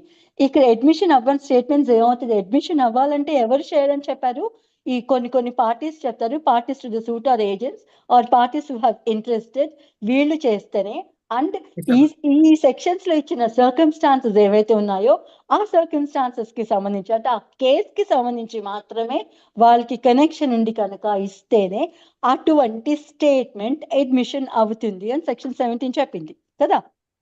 సో ఇప్పుడు నేను ఇచ్చిన స్టేట్మెంట్ ఇది ఏ సిచ్యువేషన్ కి పనికిరాదు. నేను పార్టీ టు ద సూట్ కాదు, రైట్. నాకు ఆ సబ్జెక్ట్ మ్యాటర్ మీద ఇంట్రెస్ట్ లేదు, రైట్. నాకు ఎవరి నుంచి కూడా ఇంట్రెస్ట్ రాలేదు, నాకు ఆ సూట్కి సంబంధం లేదు. నేను వచ్చి స్టేట్మెంట్ ఇచ్చాను, అది అడ్మిషన్ అవుతుందా? అవుతుందా? అది అడ్మిషన్ కాదు. కానీ నేను అలాంటి సెల్ఫ్ సర్వింగ్ స్టేట్మెంట్స్ ఏమైనా ఇచ్చి ఉంటే, వేరే దేని కింద అయినా అవి రిలవెంట్ అయి ఉంటే అప్పుడు కూడా సెల్ఫ్ సర్వింగ్ స్టేట్మెంట్స్ ఇవ్వవచ్చు అని చెబుతుంది ఈ 3 సిచ్యువేషన్స్ ఇంతే క్లుప్తంగా. Hope I can make this understandable. అర్థమైంది కదా అండి? చలో. అది 21 అండి. 22 ఏం చెప్తుందంటే, when oral admission as to contents of the documents are relevant. ఇక్కడ కూడా మళ్ళీ ఒక జనరల్ రూల్ ఎవిడెన్స్ కి సంబంధించి ఉంటుంది. ఏముంటుంది, డాక్యుమెంట్ కి సంబంధించి ఏదైనా ఎవిడెన్స్ అంటే డాక్యుమెంట్ లో ఏదైనా కంటెంట్స్ ఉంటే, ఇంటికి సంబంధించి ఒక అగ్రిమెంట్ టు సేల్ ఉంది, అందులో ఏమైనా కంటెంట్స్ ఉంటే, నేను పలానా ఆస్తి పలానా వ్యక్తికి అమ్మాలనుకుంటున్నాను, ఇంత వాల్యూకి అమ్మాలనుకుంటున్నాను, ఆ వ్యక్తి ఇంత అడ్వాన్స్ ఇచ్చి కొనుక్కుంటున్నాడు, ఇవి కదా అగ్రిమెంట్ ఆఫ్ సేల్ డీడ్ లో కంటెంట్స్ ఉంటాయి. సో పర్సన్ సో ప్రాపర్టీని సో వ్యక్తి దగ్గర నుంచి కొనుక్కుంటున్నారు, ఈ సో డేట్ లో ఇంత అమౌంట్స్ అడ్వాన్స్ కింద ఇచ్చున్నారు, అవి చెక్ ఫామ్ లో ఇచ్చున్నారు, చెక్ నంబర్స్ ఇవి. ఆ వ్యక్తి 3 నెలల టైంలో వచ్చి రిజిస్టర్ చేయించుకొని మిగతా అమౌంట్ ఇచ్చి రిజిస్టర్ చేయించుకోవాల్సింది. ఇటువంటివి కదా కంటెంట్స్ రాసుంటే అగ్రిమెంట్ ఆఫ్ సేల్లో. సేల్ డీడ్లో ఏముంటాయి? ఏ వ్యక్తి అయినా ఏ ఆస్తి అయినా కొనుక్కుంటే కొనుక్కున్న వ్యక్తి, అమ్మిన వ్యక్తి పేర్లు ఉంటాయి, ఎంత కొనుక్కున్నారో ఆ ప్రాపర్టీ డిస్క్రిప్షన్ ఏంటి అవన్నీ రాసుంటాయి. అంటే కంటెంట్స్ ఆఫ్ డీడ్ కోసం నేను చెప్తున్నాను. ఒక వీల్నామా ఉంది, వీల్నామాలో కంటెంట్స్ ఏముంటాయంటే పలానా వ్యక్తి ఇస్తున్న వ్యక్తి ఎవరికి ఇస్తున్నారో, ఏ ఆస్తి ఇస్తున్నారో అవన్నీ పర్టికులర్స్ రాసుంటాయి. ఇవన్నీ contents of a document, right? So ఎప్పుడైనా కంటెంట్స్ ఆఫ్ ఏ డాక్యుమెంట్, ఆ పర్టికులర్ డాక్యుమెంట్ కోర్టుకి స్వయాన ఒరిజినల్ డాక్యుమెంట్ మాత్రమే ఇచ్చి ప్రూవ్ చేసుకోవాలి. ఎప్పుడైనా డిస్ప్యూట్ ఉన్నప్పుడు, వీల్నామాకి సంబంధించి డిస్ప్యూట్ ఉంటే ఒరిజినల్ వీలునామా మాత్రమే తీసుకొచ్చి కోర్టులో సబ్మిట్ చేసి ఎవిడెన్స్ కింద ఇచ్చి మాత్రమే నీ కంటెన్షన్ ఏముందో అది ప్రూవ్ చేసుకోవాలి. సిమిలర్లీ అగ్రిమెంట్ ఆఫ్ సేల్ ఉందనుకోండి, దానికి సంబంధించి రేపు పొద్దున ఏమైనా డిస్ప్యూట్ వచ్చిందనుకో, కోర్టులో సూట్ ఫైల్ అయిందనుకో, ఒరిజినల్ అగ్రిమెంట్ ఆఫ్ సేల్ ఏమైతే ఉన్నదో ఆ డాక్యుమెంట్ ఏమైతే ఉన్నదో అది మాత్రం ఇచ్చే దాని కంటెంట్స్ ప్రూవ్ చేసుకోవాలి. ఇది బేసిక్ రూల్. ఇంతవరకు అర్థమైందా? ఎస్. ఇవన్నీ మనకి డాక్యుమెంటరీ ఎవిడెన్స్ లో వస్తాయండి, సెక్షన్ 61 నుంచి. అవి అక్కడ ఇంకా డీటెయిల్ గా చదువుకుందాం డాక్యుమెంటరీ ఎవిడెన్స్ కి వచ్చినప్పుడు. కానీ ఇక్కడ బేసిక్ ప్రిన్సిపల్ ఏమిటి అంటే, ఎప్పుడైనా ఒక డాక్యుమెంట్ లో ఏమైనా కంటెంట్స్ ఉంటుంటే ఆ డాక్యుమెంట్ ని కోర్టుకి చూపించి కోర్టులో సబ్మిట్ చేసి మాత్రమే ఆ కంటెంట్స్ ప్రూవ్ చేసుకోవాలి అనేది జనరల్ రూల్. కానీ ఇక్కడ ఎక్సెప్షన్ చెబుతుంది అనమాట. ఆరల్ గా ఒక కంటెంట్స్ చెప్పడానికి లేదు. ఇప్పుడు నీకు ప్రాపర్టీ ఎలా వచ్చిందంటే, ఇదిగో మా తాతగారు నాకు వీల్నామా రాశారండి, అందుకే ఈ ఆస్తి అంతా నాదేనండి అని చెప్తారు. బట్ దాని మీద కాంట్రవర్సీ ఉన్న వ్యక్తి వచ్చి అబ్బాబ్బే ఇతనికి ఓన్లీ హాఫ్ ద ఆస్తి ఇచ్చారండి, మిగతా హాఫ్ ఆస్తి నాకు రాశారండి అని ఇద్దరు నోటి మాటతో కోర్టుకు వచ్చి చెప్తే సరిపోతుందా? డాక్యుమెంట్స్ ఉండాలి మేడం. డాక్యుమెంట్స్ చూపించాలి కదా. సో ఇక్కడ ఏం చెప్తున్నారంటే, జనరల్ గా oral statements as to the contents of the document, ఆ డాక్యుమెంట్ లో ఏముందో అది నేను నోటితో చెప్పేస్తే అటువంటి స్టేట్మెంట్స్ చెల్లవు, ఇవ్వడానికి లేదు. అలాంటి స్టేట్మెంట్స్ తీసుకోవు కోర్టులో. కానీ దానికి ఎక్సెప్షన్ ఏం చెప్తాదంటే, ఇక్కడ 2 ఎక్సెప్షన్స్ ఇస్తుంది అనమాట. Oral admission as to contents of the document ఎప్పుడు రిలవెంట్, మనకి రెలవెన్సీ కోసం కదా చదువుకుంటున్నాం. ఆ అడ్మిషన్ పార్ట్ లో ఏదైనా ఒక డాక్యుమెంట్ కి సంబంధించి మన ఒక స్టేట్మెంట్స్ మనం ఒక అడ్మిషన్ చేసినప్పుడు అది ఎప్పుడు చెల్లుతుంది అంటే, జనరల్ గా ఆరల్ గా చేసిన అడ్మిషన్ చెల్లదు. కానీ ఏ పరిస్థితుల్లో చెల్లుతుంది అంటే 2 పరిస్థితులు చెప్తారు. I'll read the section for you. Oral admissions as to the contents of the document are not relevant. General గా రిలవెంట్ కాదు. అన్లెస్ అండ్ అంటిల్ అంటే ఎక్సెప్షన్ అనమాట. ఏమిస్తారు? ఒకటి, party proposing to prove them shows that he is entitled to give secondary evidence. ఇది మళ్ళీ మనం అంతా primary evidence ఏంటి, సెకండరీ ఎవిడెన్స్ ఏంటి, డాక్యుమెంటరీ ఎవిడెన్స్ అంటే ఏంటి, ఓరల్ ఎవిడెన్స్ అంటే ఏంటి, ఇవన్నీ చదివితే కానీ అర్థం కాదు. కానీ వీళ్ళు తిక్కోవాలి కాబట్టి ముందుది వెనకది ముందుకు రాస్తారు అట్లా. సో ఇక్కడ కాన్సెప్ట్ ఏంటి అంటే, సెకండరీ ఎవిడెన్స్ ఇవ్వడానికి సెకండరీ ఎవిడెన్స్ ఎప్పుడెప్పుడు ఇవ్వచ్చు? ఇప్పుడు అందరి దగ్గర అన్ని విషయాల్లో ఒరిజినల్ డాక్యుమెంట్ ఉండకపోవచ్చు కదండి. ఎవరో ఇల్లు తగలపడిపోతుంది, తగలపడిపోయినప్పుడు ఆ ఇంటి తారీఖు ఒరిజినల్ డాక్యుమెంట్స్ కూడా తగలపడిపోవచ్చు. రేపొద్దున ఆ ఇంటికి సంబంధించి ఇష్యూ వచ్చినప్పుడు నువ్వు డాక్యుమెంట్ ఇచ్చే ప్రూవ్ చేయాలి అంటే లేని డాక్యుమెంట్ ఎక్కడి నుంచి తీసుకొస్తావు? అప్పుడు ఈ ఎవిడెన్స్ యాక్ట్ కొన్ని సందర్భాలు చెప్తుంది. సెకండరీ, ఇప్పుడు ప్రైమరీ ఎవిడెన్స్ అంటే ఆ డాక్యుమెంట్ అనమాట. Original document is primary evidence. Secondary evidence అంటే దాని తాలూకా జిరాక్స్, దాని కాపీ, దాని ఫోటోస్, ఇటువంటివి ఏమైతే ఉండినాయో, లేకపోతే సర్టిఫైడ్ కాపీస్, మన గవర్నమెంట్ ఆఫీసెస్ నుంచి తెచ్చుకున్న సర్టిఫైడ్ కాపీస్, ఇటువంటివి ఏవి ఉన్నాయో ఇవన్నీ సెకండరీ ఎవిడెన్స్ అవుతాయి. ఇవన్నీ మనం సెక్షన్ 65 లో చదువుకుందాం. సో ప్రస్తుతానికి ఇక్కడ ఏం చెప్తుందంటే, సెక్షన్ 65 కింద ఏ డాక్యుమెంట్ అయితే సెకండరీ ఎవిడెన్స్ ఇవ్వవచ్చు అని చట్టం చెబుతుందో, అటువంటి పరిస్థితుల్లోనూ నువ్వు ఓరల్ గా వచ్చి కోర్టుకి ఆ డాక్యుమెంట్ లో ఉండే కంటెంట్స్ గురించి నువ్వు సాక్ష్యం చెప్పవచ్చు, స్టేట్మెంట్స్ ఇవ్వవచ్చు, అడ్మిషన్ చేయవచ్చు. అటువంటి అడ్మిషన్ రిలవెంటే అని చెబుతుంది. ఇది క్లియరా? ఎస్. సో ఫస్ట్ కండిషన్ ఏంటి? సెకండరీ ఎవిడెన్స్ ఇవ్వడానికి ఏ పరిస్థితులనైతే ఈ ఎవిడెన్స్ యాక్ట్ ఒప్పుకుందో అటువంటి పరిస్థితుల్లో నువ్వు ఇప్పుడు ప్రెసెంట్ సిచ్యువేషన్ లో పడితే అప్పుడు నేను ఓరల్ గా వచ్చి నేను ఎవిడెన్స్ ఇవ్వచ్చు, ఈ డాక్యుమెంట్ లో ఇట్లా రాసిందండి అని, రైట్? అదొక సినారియో.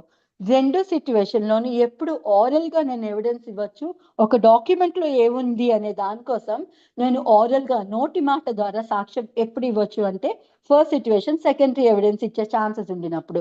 ఇంకొక సిచ్యువేషన్ ఏం చెప్తారంటే when the genuineness of the document itself is in question, అంటే ఇప్పుడు ఆ డాక్యుమెంట్ జెన్యూనా కాదా అని.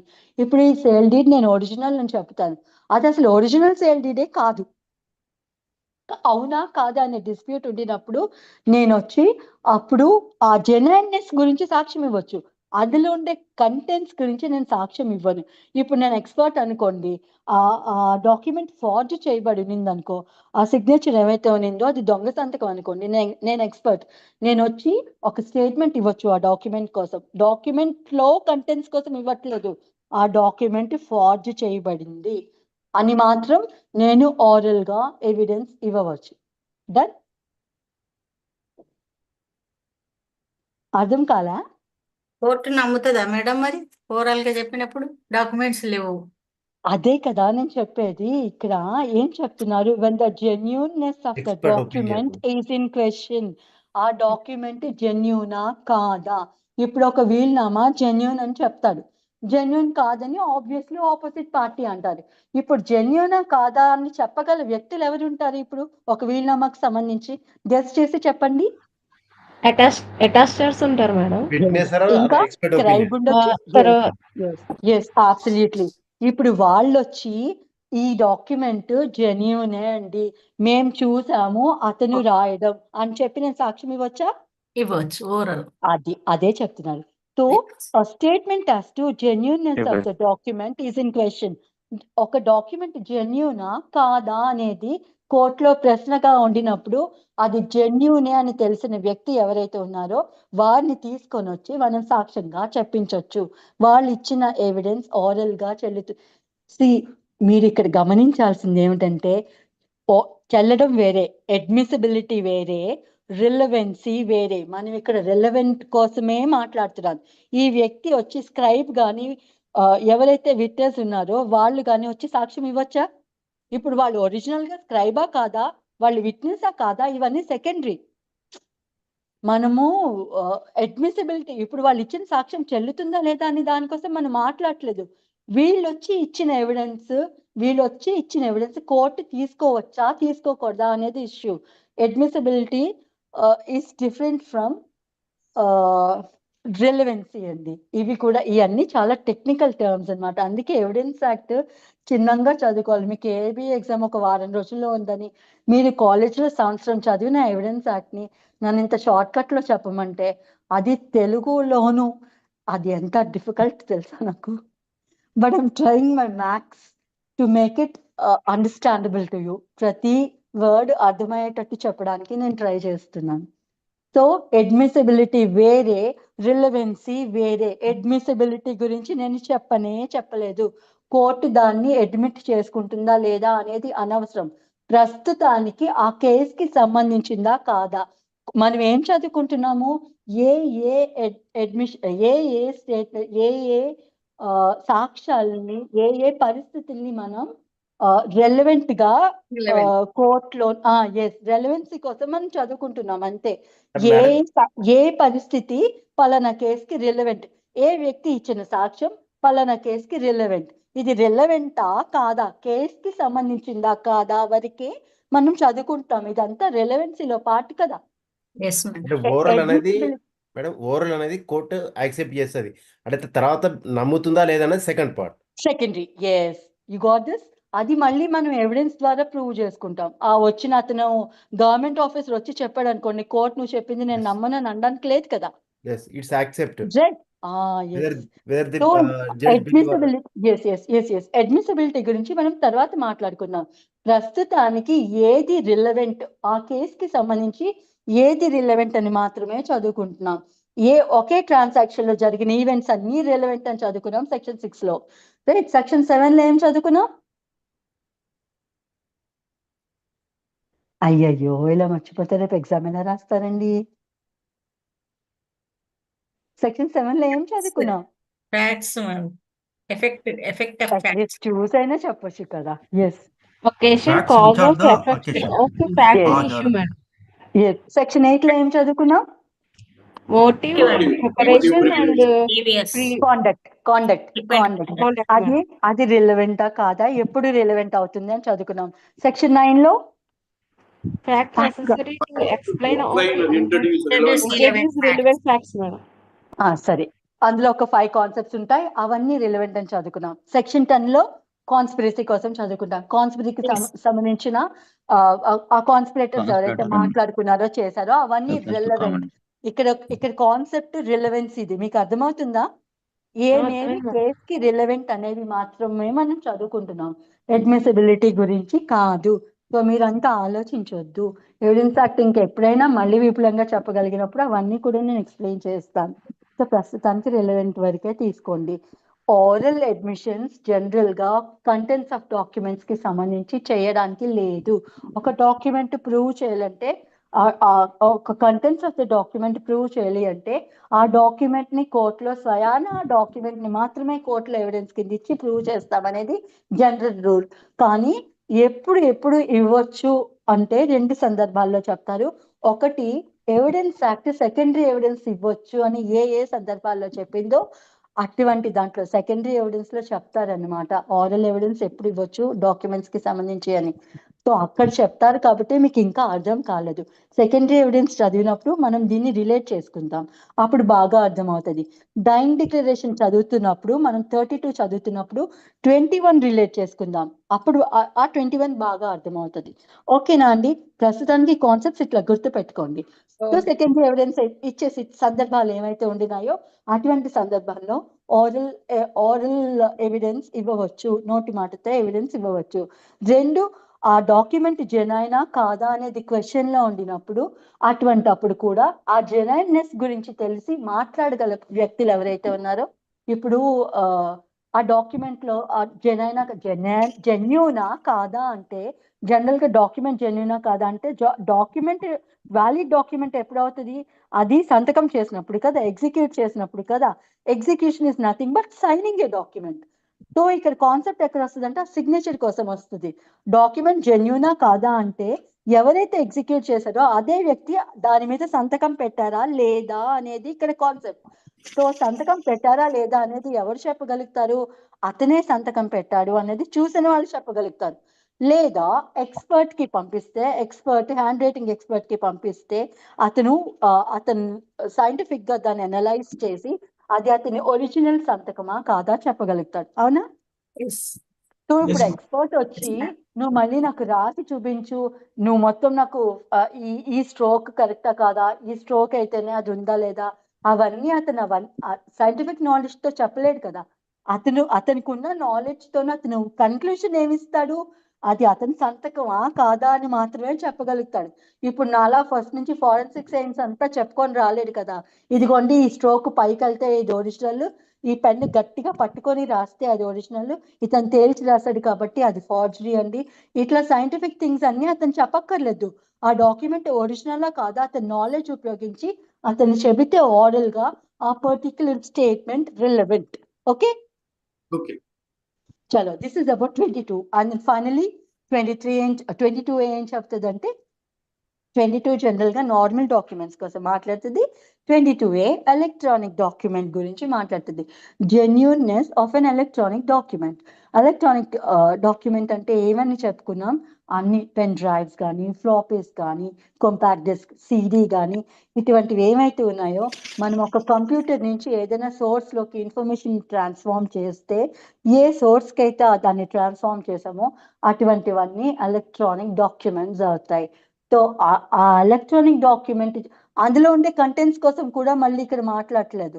ఆ ఎలక్ట్రానిక్ డాక్యుమెంట్ జెన్యూనా కాదా అంటే ఎస్ జెన్యూన్ అని చెప్పగల ఆ జెన్యూన్నెస్ కి సంబంధించి చెప్పగలిగిన పర్సన్ ఇచ్చిన స్టేట్మెంట్ ఎవరైతే ఉంటారో ఒక సైంటిఫిక్ ఆఫీసర్, అది వ్యాలిడే. Oral statement as to the genuineness of the electronic record కి సంబంధించిన స్టేట్మెంట్ ఏమైతే ఉన్నిందో అది రిలవెంటే. ఓకేనా? Yes I'll read the section for you. When oral admissions as to the contents of the electronic records are relevant, oral admissions as to the contents of electronic record are generally not relevant unless మళ్ళీ ఎప్పుడు unless అంటే exception అన్నమాట, unless the genuineness of the electronic record produced is in question.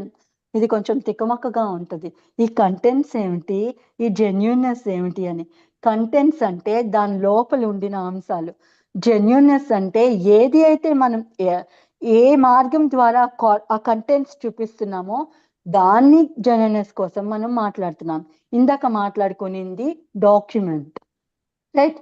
ఇక్కడ మాట్లాడుకుంటుంది electronic document కోసం. So electronic document లో ఉండిన contents కోసం మనమైతే ఓరల్ ఎవిడెన్స్ ఇవ్వడానికి లేదు.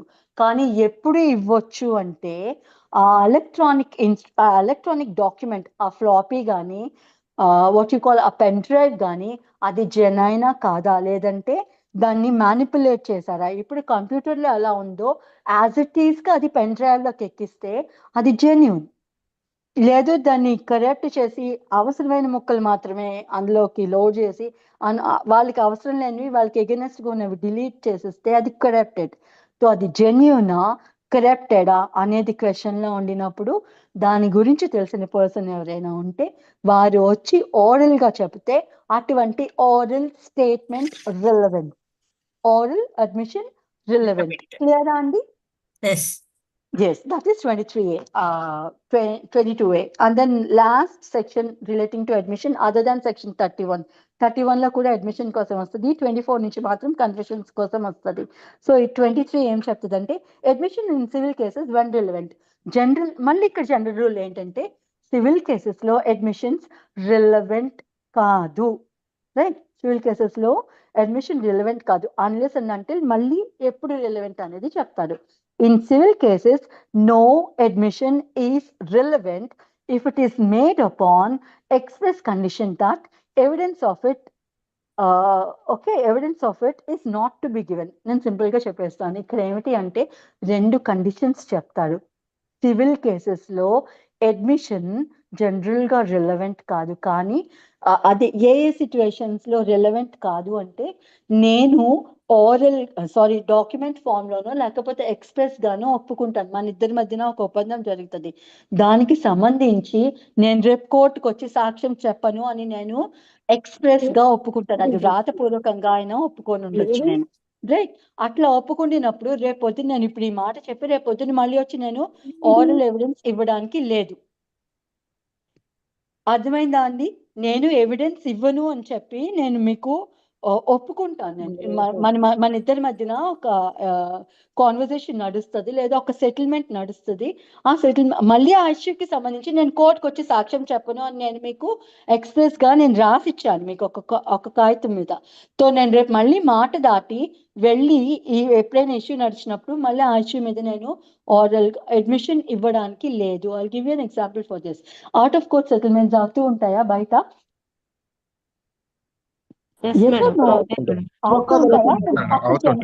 అప్పుడు జనరల్ గా ఏం రాసుకుంటారు అంటే నేను దీనికి సంబంధించి ఇంకా మళ్ళీ నీ మీద నేను సూట్ ఫైల్ చేయను, నేను దీనికోసం నేను మళ్ళీ ఇంకెప్పుడు డిస్ప్యూట్ అరైజ్ చేయను అని రాసుకుంటాం కదా.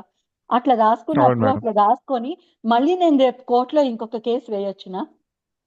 లేదు సో నేను ఎక్స్ప్రెస్ గా ఒప్పుకున్నాను, నేను బైండ్ అయి ఉన్నాను. ఈ ఇష్యూ మీద నేను రేపు పొద్దున్న వచ్చి మళ్ళీ నేను స్టేట్మెంట్ నేను అడ్మిషన్ ఇవ్వను, దానికి సంబంధించి ఎక్కడ నేను సాక్ష్యం ఇవ్వను అని చెప్పి నేను ఒప్పుకొని ఉండినప్పుడు, ఎక్స్ప్రెస్ గా రాతపూర్వకంగా నేను ఒప్పుకొని ఉండినప్పుడు మళ్ళీ రేపు పొద్దున్న వచ్చి నేను స్టేట్మెంట్ ఇస్తానంటే అది చెల్లదు, రైట్?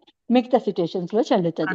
అంటే ఇంకొక సిచ్యువేషన్ ఏం చెప్తారంటే under the circumstances in which the court can draw inference. పైన ఏమిటంటే ఎక్స్ప్రెస్ గా రాతపూర్వకంగా ఉంటది, ఇక్కడ కోర్టు ఆ సిచ్యువేషన్స్ బట్టి ఇన్ఫోర్స్ చేసుకుంటారు. అంటే వాళ్ళిద్దరూ ఇంకా రేపు పొద్దున ఇంకెప్పుడు కేసు ఫైల్ చేయను, కేసులో ఈ ఎవిడెన్స్ ఇవ్వను, ఈ స్టేట్మెంట్స్ వచ్చి కోర్టుకి చేయను అని చెప్పి వాళ్ళ మధ్యన మ్యూచువల్ అండర్స్టాండింగ్ ఉంది అని చెప్పి వాళ్ళు ఇచ్చిన సాక్ష్యం మూలంగా కోర్టుకి తెలిసినప్పుడు అలాంటి సర్కమ్స్టాన్సెస్ లో కూడా అడ్మిషన్స్ తీసుకోదు సివిల్ కేసెస్ లో.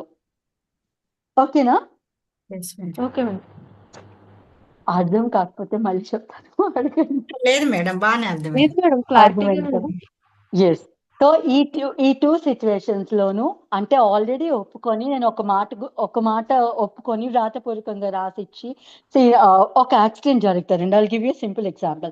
ఒక యాక్సిడెంట్ జరుగుతుంది అంటే కాండక్ట్ కి సంబంధించి ఈ పరిస్థితులు ఉన్నాయి కదా, కోర్ట్ ఇన్ఫరెన్స్ డ్రా చేయొచ్చు అని చెప్పి పైన ఎక్స్ప్రెస్ గా రాసిన దానికి ఎలానో డాక్యుమెంటరీ ఎవిడెన్స్ ఉంటుంది, ఎందుకంటే రాసిచ్చాను కాబట్టి. నేను కిందన కోర్టు కాండక్ట్ బట్టి ఇన్ఫరెన్స్ డ్రా చేసుకోవచ్చు అంటే ఇది ఇంప్లైడ్ గా ఒప్పుకున్నాను అనమాట. నా కాండక్ట్ ద్వారా ఒప్పుకున్నాను అనమాట. రేపొద్దున ఇంకెప్పుడు వచ్చి నీ మీద నేను దావా వేయను, నీకు ఎగెన్స్ట్ గా నేను సాక్ష్యం చెప్పను అని చెప్పి బాయ్ హ్యాపీ జర్నీ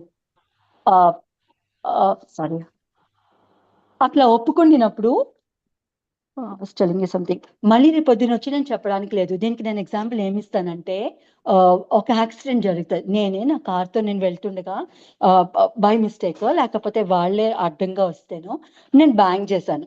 బ్యాంక్ చేస్తే వాళ్ళు నా మీద కేసు పెడతానంటే అయ్యో వద్దండి, ఇంత చిన్నదానికి ఎందుకు, మీకు దెబ్బ తగిలింది కదా, ఐఎమ్ సారీ ఫర్ దాట్, నేను మీకు ట్రీట్ చేసిస్తాను అని చెప్పి నేను వాళ్ళకి ట్రీట్మెంట్ ఇప్పిస్తాను కాస్ట్లీ హాస్పిటల్లో.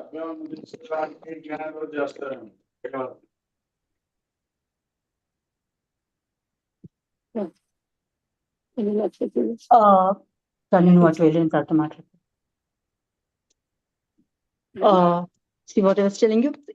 నేను ట్రీట్ చేస్తాను అని చెప్పి ఒప్పుకున్నాను కదా.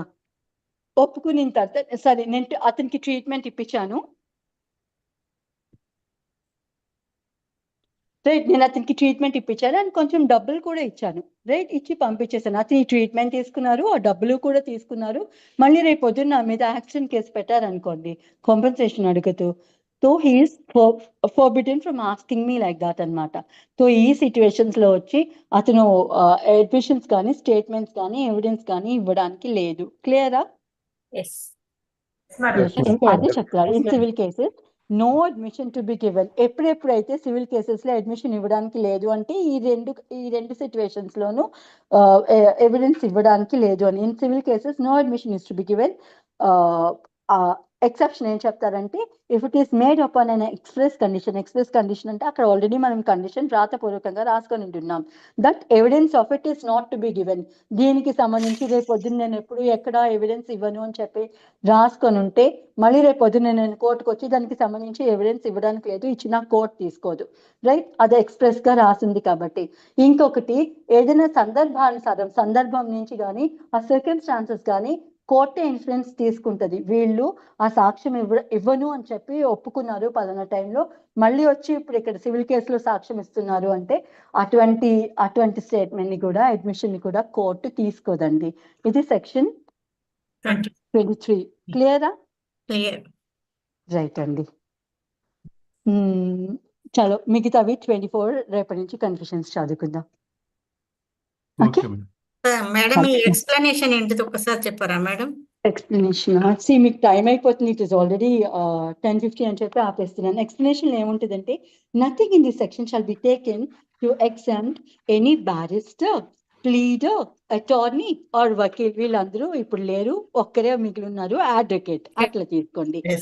ఏ అడ్వకేట్ ని కోర్టుకు వచ్చి ఏ మ్యాటర్ కి సంబంధించి ఎవిడెన్స్ ఇవ్వడానికి సెక్షన్ 126 కింద ఈ సెక్షన్ నిరోధించదు, అడ్డంకి కాదు. మళ్ళీ మీకు సెక్షన్ 126 ఏంటో తెలియాలి. 126 Professional communications, madam. Privilege communications. Yes absolutely. అక్కడ ఏం రాసి ఉంటుందంటే ఎవరో బోల్డ్ తప్పులు చేస్తూ ఉంటారు, అడ్వకేట్ దగ్గరికి వచ్చి మమ్మల్ని డిఫెండ్ చేయండి అని చెప్పి అడుగుతారు. వాళ్ళు చేసిన తప్పేంటో చెప్పి మమ్మల్ని డిఫెండ్ చేయండి అని అడుగుతారు. అడ్వకేట్ కోర్టుకు వచ్చి మళ్ళీ ఇదిగో వీడు దొంగతనం చేశాడు, నన్ను కాపాడమని చెప్పి నా దగ్గరికి వచ్చాడని చెప్పొచ్చునా? చెప్పొచ్చునా advocate? No, madam, no. So వీటిని ఏమంటారు అంటే ప్రివిలేజ్డ్ కమ్యూనికేషన్స్ అంటారు. అంటే ఆ తప్పు చేసిన వాళ్ళు ఎవరైతే ఉన్నారో, ఆ క్లెయిమ్స్ ఎవరైతే ఉండినారో వాళ్ళకి ఏం ప్రివిలేజ్ ఏమి ఇచ్చారు అంటే, ప్రివిలేజ్ అంటే ఒక బెనిఫిషియల్ సిచ్యువేషన్ అనమాట, బెనిఫిషియల్ ప్రొవిజన్ అనమాట. ఏమిటది? క్లెయిమ్స్ వచ్చి అడ్వకేట్ కి ఏమైనా చెప్పుకుంటే అడ్వకేట్ రేపు పొద్దున వాళ్ళకి ఎగెనెస్ట్ గా సాక్ష్యం ఇవ్వడానికి లేదు. మళ్ళీ దీనికి ఎక్సెప్షన్ ఉంటుంది, అది మళ్ళీ మనం సెక్షన్ 126 లోనే చదువుకోవాలి. దానికి ఎక్సెప్షన్ ఏమిటి అంటే ఆ ట్రాన్సాక్షన్ ఎప్పుడైతే అడ్వకేట్ దగ్గరికి రాకముందు ఏవైనా నేరమో తప్పో ఇలాంటివి ఏవైనా చేస్తుంటే అవి వచ్చి ఆ అడ్వకేట్ కి చెప్పుకుంటే అటువంటివి అడ్వకేట్ సాక్ష్యం కింద ఇవ్వడానికి లేదు. ఇప్పుడు ఆ నేరం చేయలేదు ఒక వ్యక్తి వచ్చి, ఇదిగో నేను మర్డర్ చేయాలనుకుంటున్నాను బీని, నన్ను మీరు ఎలా కాపాడతారు, నా ప్లాన్ అయితే ఇది అని చెప్పాడనుకో, అడ్వకేట్ ఇప్పుడు వచ్చి అది ఇంకా జరగలేదు కాబట్టి, అతను చేయబోతున్నాడు కాబట్టి, ఒక క్రైమ్ ఆపాల్సిన బాధ్యత పౌరుడిగా అతనికి ఉంటది కాబట్టి అతను దానికి సంబంధించి సాక్ష్యం చెప్పవచ్చు. డన్. ఇది అడ్వకేట్ కి క్లయింట్ కి సంబంధించి ప్రివిలేజ్ కమ్యూనికేషన్స్ లో ఒక పార్ట్. సో దాన్ని తీసుకొచ్చి ఇక్కడ ఏం చెప్పారంటే, ప్రొఫెషనల్ నువ్వు కమ్యూనికేషన్. నువ్వు ఆల్రెడీ అక్కడ ఒప్పుకున్నావు కదా, అంటే ఇక్కడ ఒప్పుకుంటే నేను చెప్పను అని చెప్పి ఒప్పుకుంటే మళ్ళీ నువ్వు వెళ్ళి చెప్పితే అది చెల్లదు అని అన్నారు కదా. రేపొద్దున అడ్వకేట్ వచ్చి ఇతను హత్య చేయబోతున్నాడండి, నాకు వచ్చి నాకు చెప్పున్నాడు అని చెప్పి నేను కోర్టులో వెళ్ళి చెప్పాను అనుకో, నేను ఈ సెక్షన్ ని చూపించి సెక్షన్ 23 చూపించి, అబ్బాయి మా ఇద్దరి మధ్యన అగ్రిమెంట్ ఉందండి, ఇతను చెప్పకూడదండి, ఇతను చెప్పింది చెల్లదండి అనడానికి లేదు. బికాస్ ఒకసారి క్రైమ్ జరిగిపోతే దానికి సంబంధించి మాట్లాడకూడదు, కానీ జరగబోతున్న దానికోసం మాత్రం అయితే అడ్వకేట్ చెప్పొచ్చు. ఈ ఎక్స్ప్లెనేషన్ లో ఆ సెకండ్ పాయింట్ యాడ్ చేస్తారనమాట. నథింగ్ ఇన్ దిస్ సెక్షన్, ఈ సెక్షన్ లో ఏమైతే చెప్పాడో పైన చెప్పిన 2 ప్రివిలేజెస్ ఏవైతే ఉండినాయో, ఏ సిచ్యువేషన్ లో అయితే అడ్మిషన్ చేయకూడదు, ఆల్రెడీ ఒప్పుకొని కనుక మళ్ళీ రేపు పొద్దున కోర్టుకు వచ్చి ఎవిడెన్స్ చెప్పను అని చెప్పి ఒప్పుకొని మళ్ళీ కోర్టుకు వచ్చి ఎవిడెన్స్ ఇవ్వడానికి లేదు అనే 2 సందర్భాల పైన ఏవైతే చెప్పాడో అటువంటిది ఈ సెక్షన్ లో చెప్పింది. Nothing in this section shall be taken to exempt any barrister, అంటే బ్యారిస్టర్ దీన్ని అవకాశంగా తీసుకొని నేను చెప్పను అనడానికి లేదు. రేపు పొద్దున అతను హత్య చేస్తాడు, లాయర్ దగ్గరికి వచ్చాడు, ఇంకా హత్య చేయలేదు, నేను చేస్తాను, చేసిన దాన్ని నువ్వు ఎలా కాపాడతావో నాకు సలహా ఇవ్వు అని అడిగాడు. ఇతను ఏదో సలహా ఇచ్చాడు, అది మర్డర్ చేశాడు. రేపు పొద్దున్న అడ్వకేట్ కూడా ఇన్వాల్వ్ అయి ఉన్నాడని తీసుకొస్తే, అబ్బబ్బే నేను చెప్పనండి, మా ఇద్దరికి అగ్రిమెంట్ ఉందండి అనడానికి లేదు. Right. This section will not exempt barrister from revealing what he knows about the case. Clear up? Yes, madam. Yes madam. Chalo. ma'am, clear. Okay, madam. In case Yes, any ma'am. doubts unte, you note them down. I'll clear them tomorrow. It is already 11 andi. Right? Okay okay Chalo. Madam. Wish you all. Yeah. Thank Okay, you, madam. madam. Thank you, Good ma'am. night. Good night. Thank you, ma'am.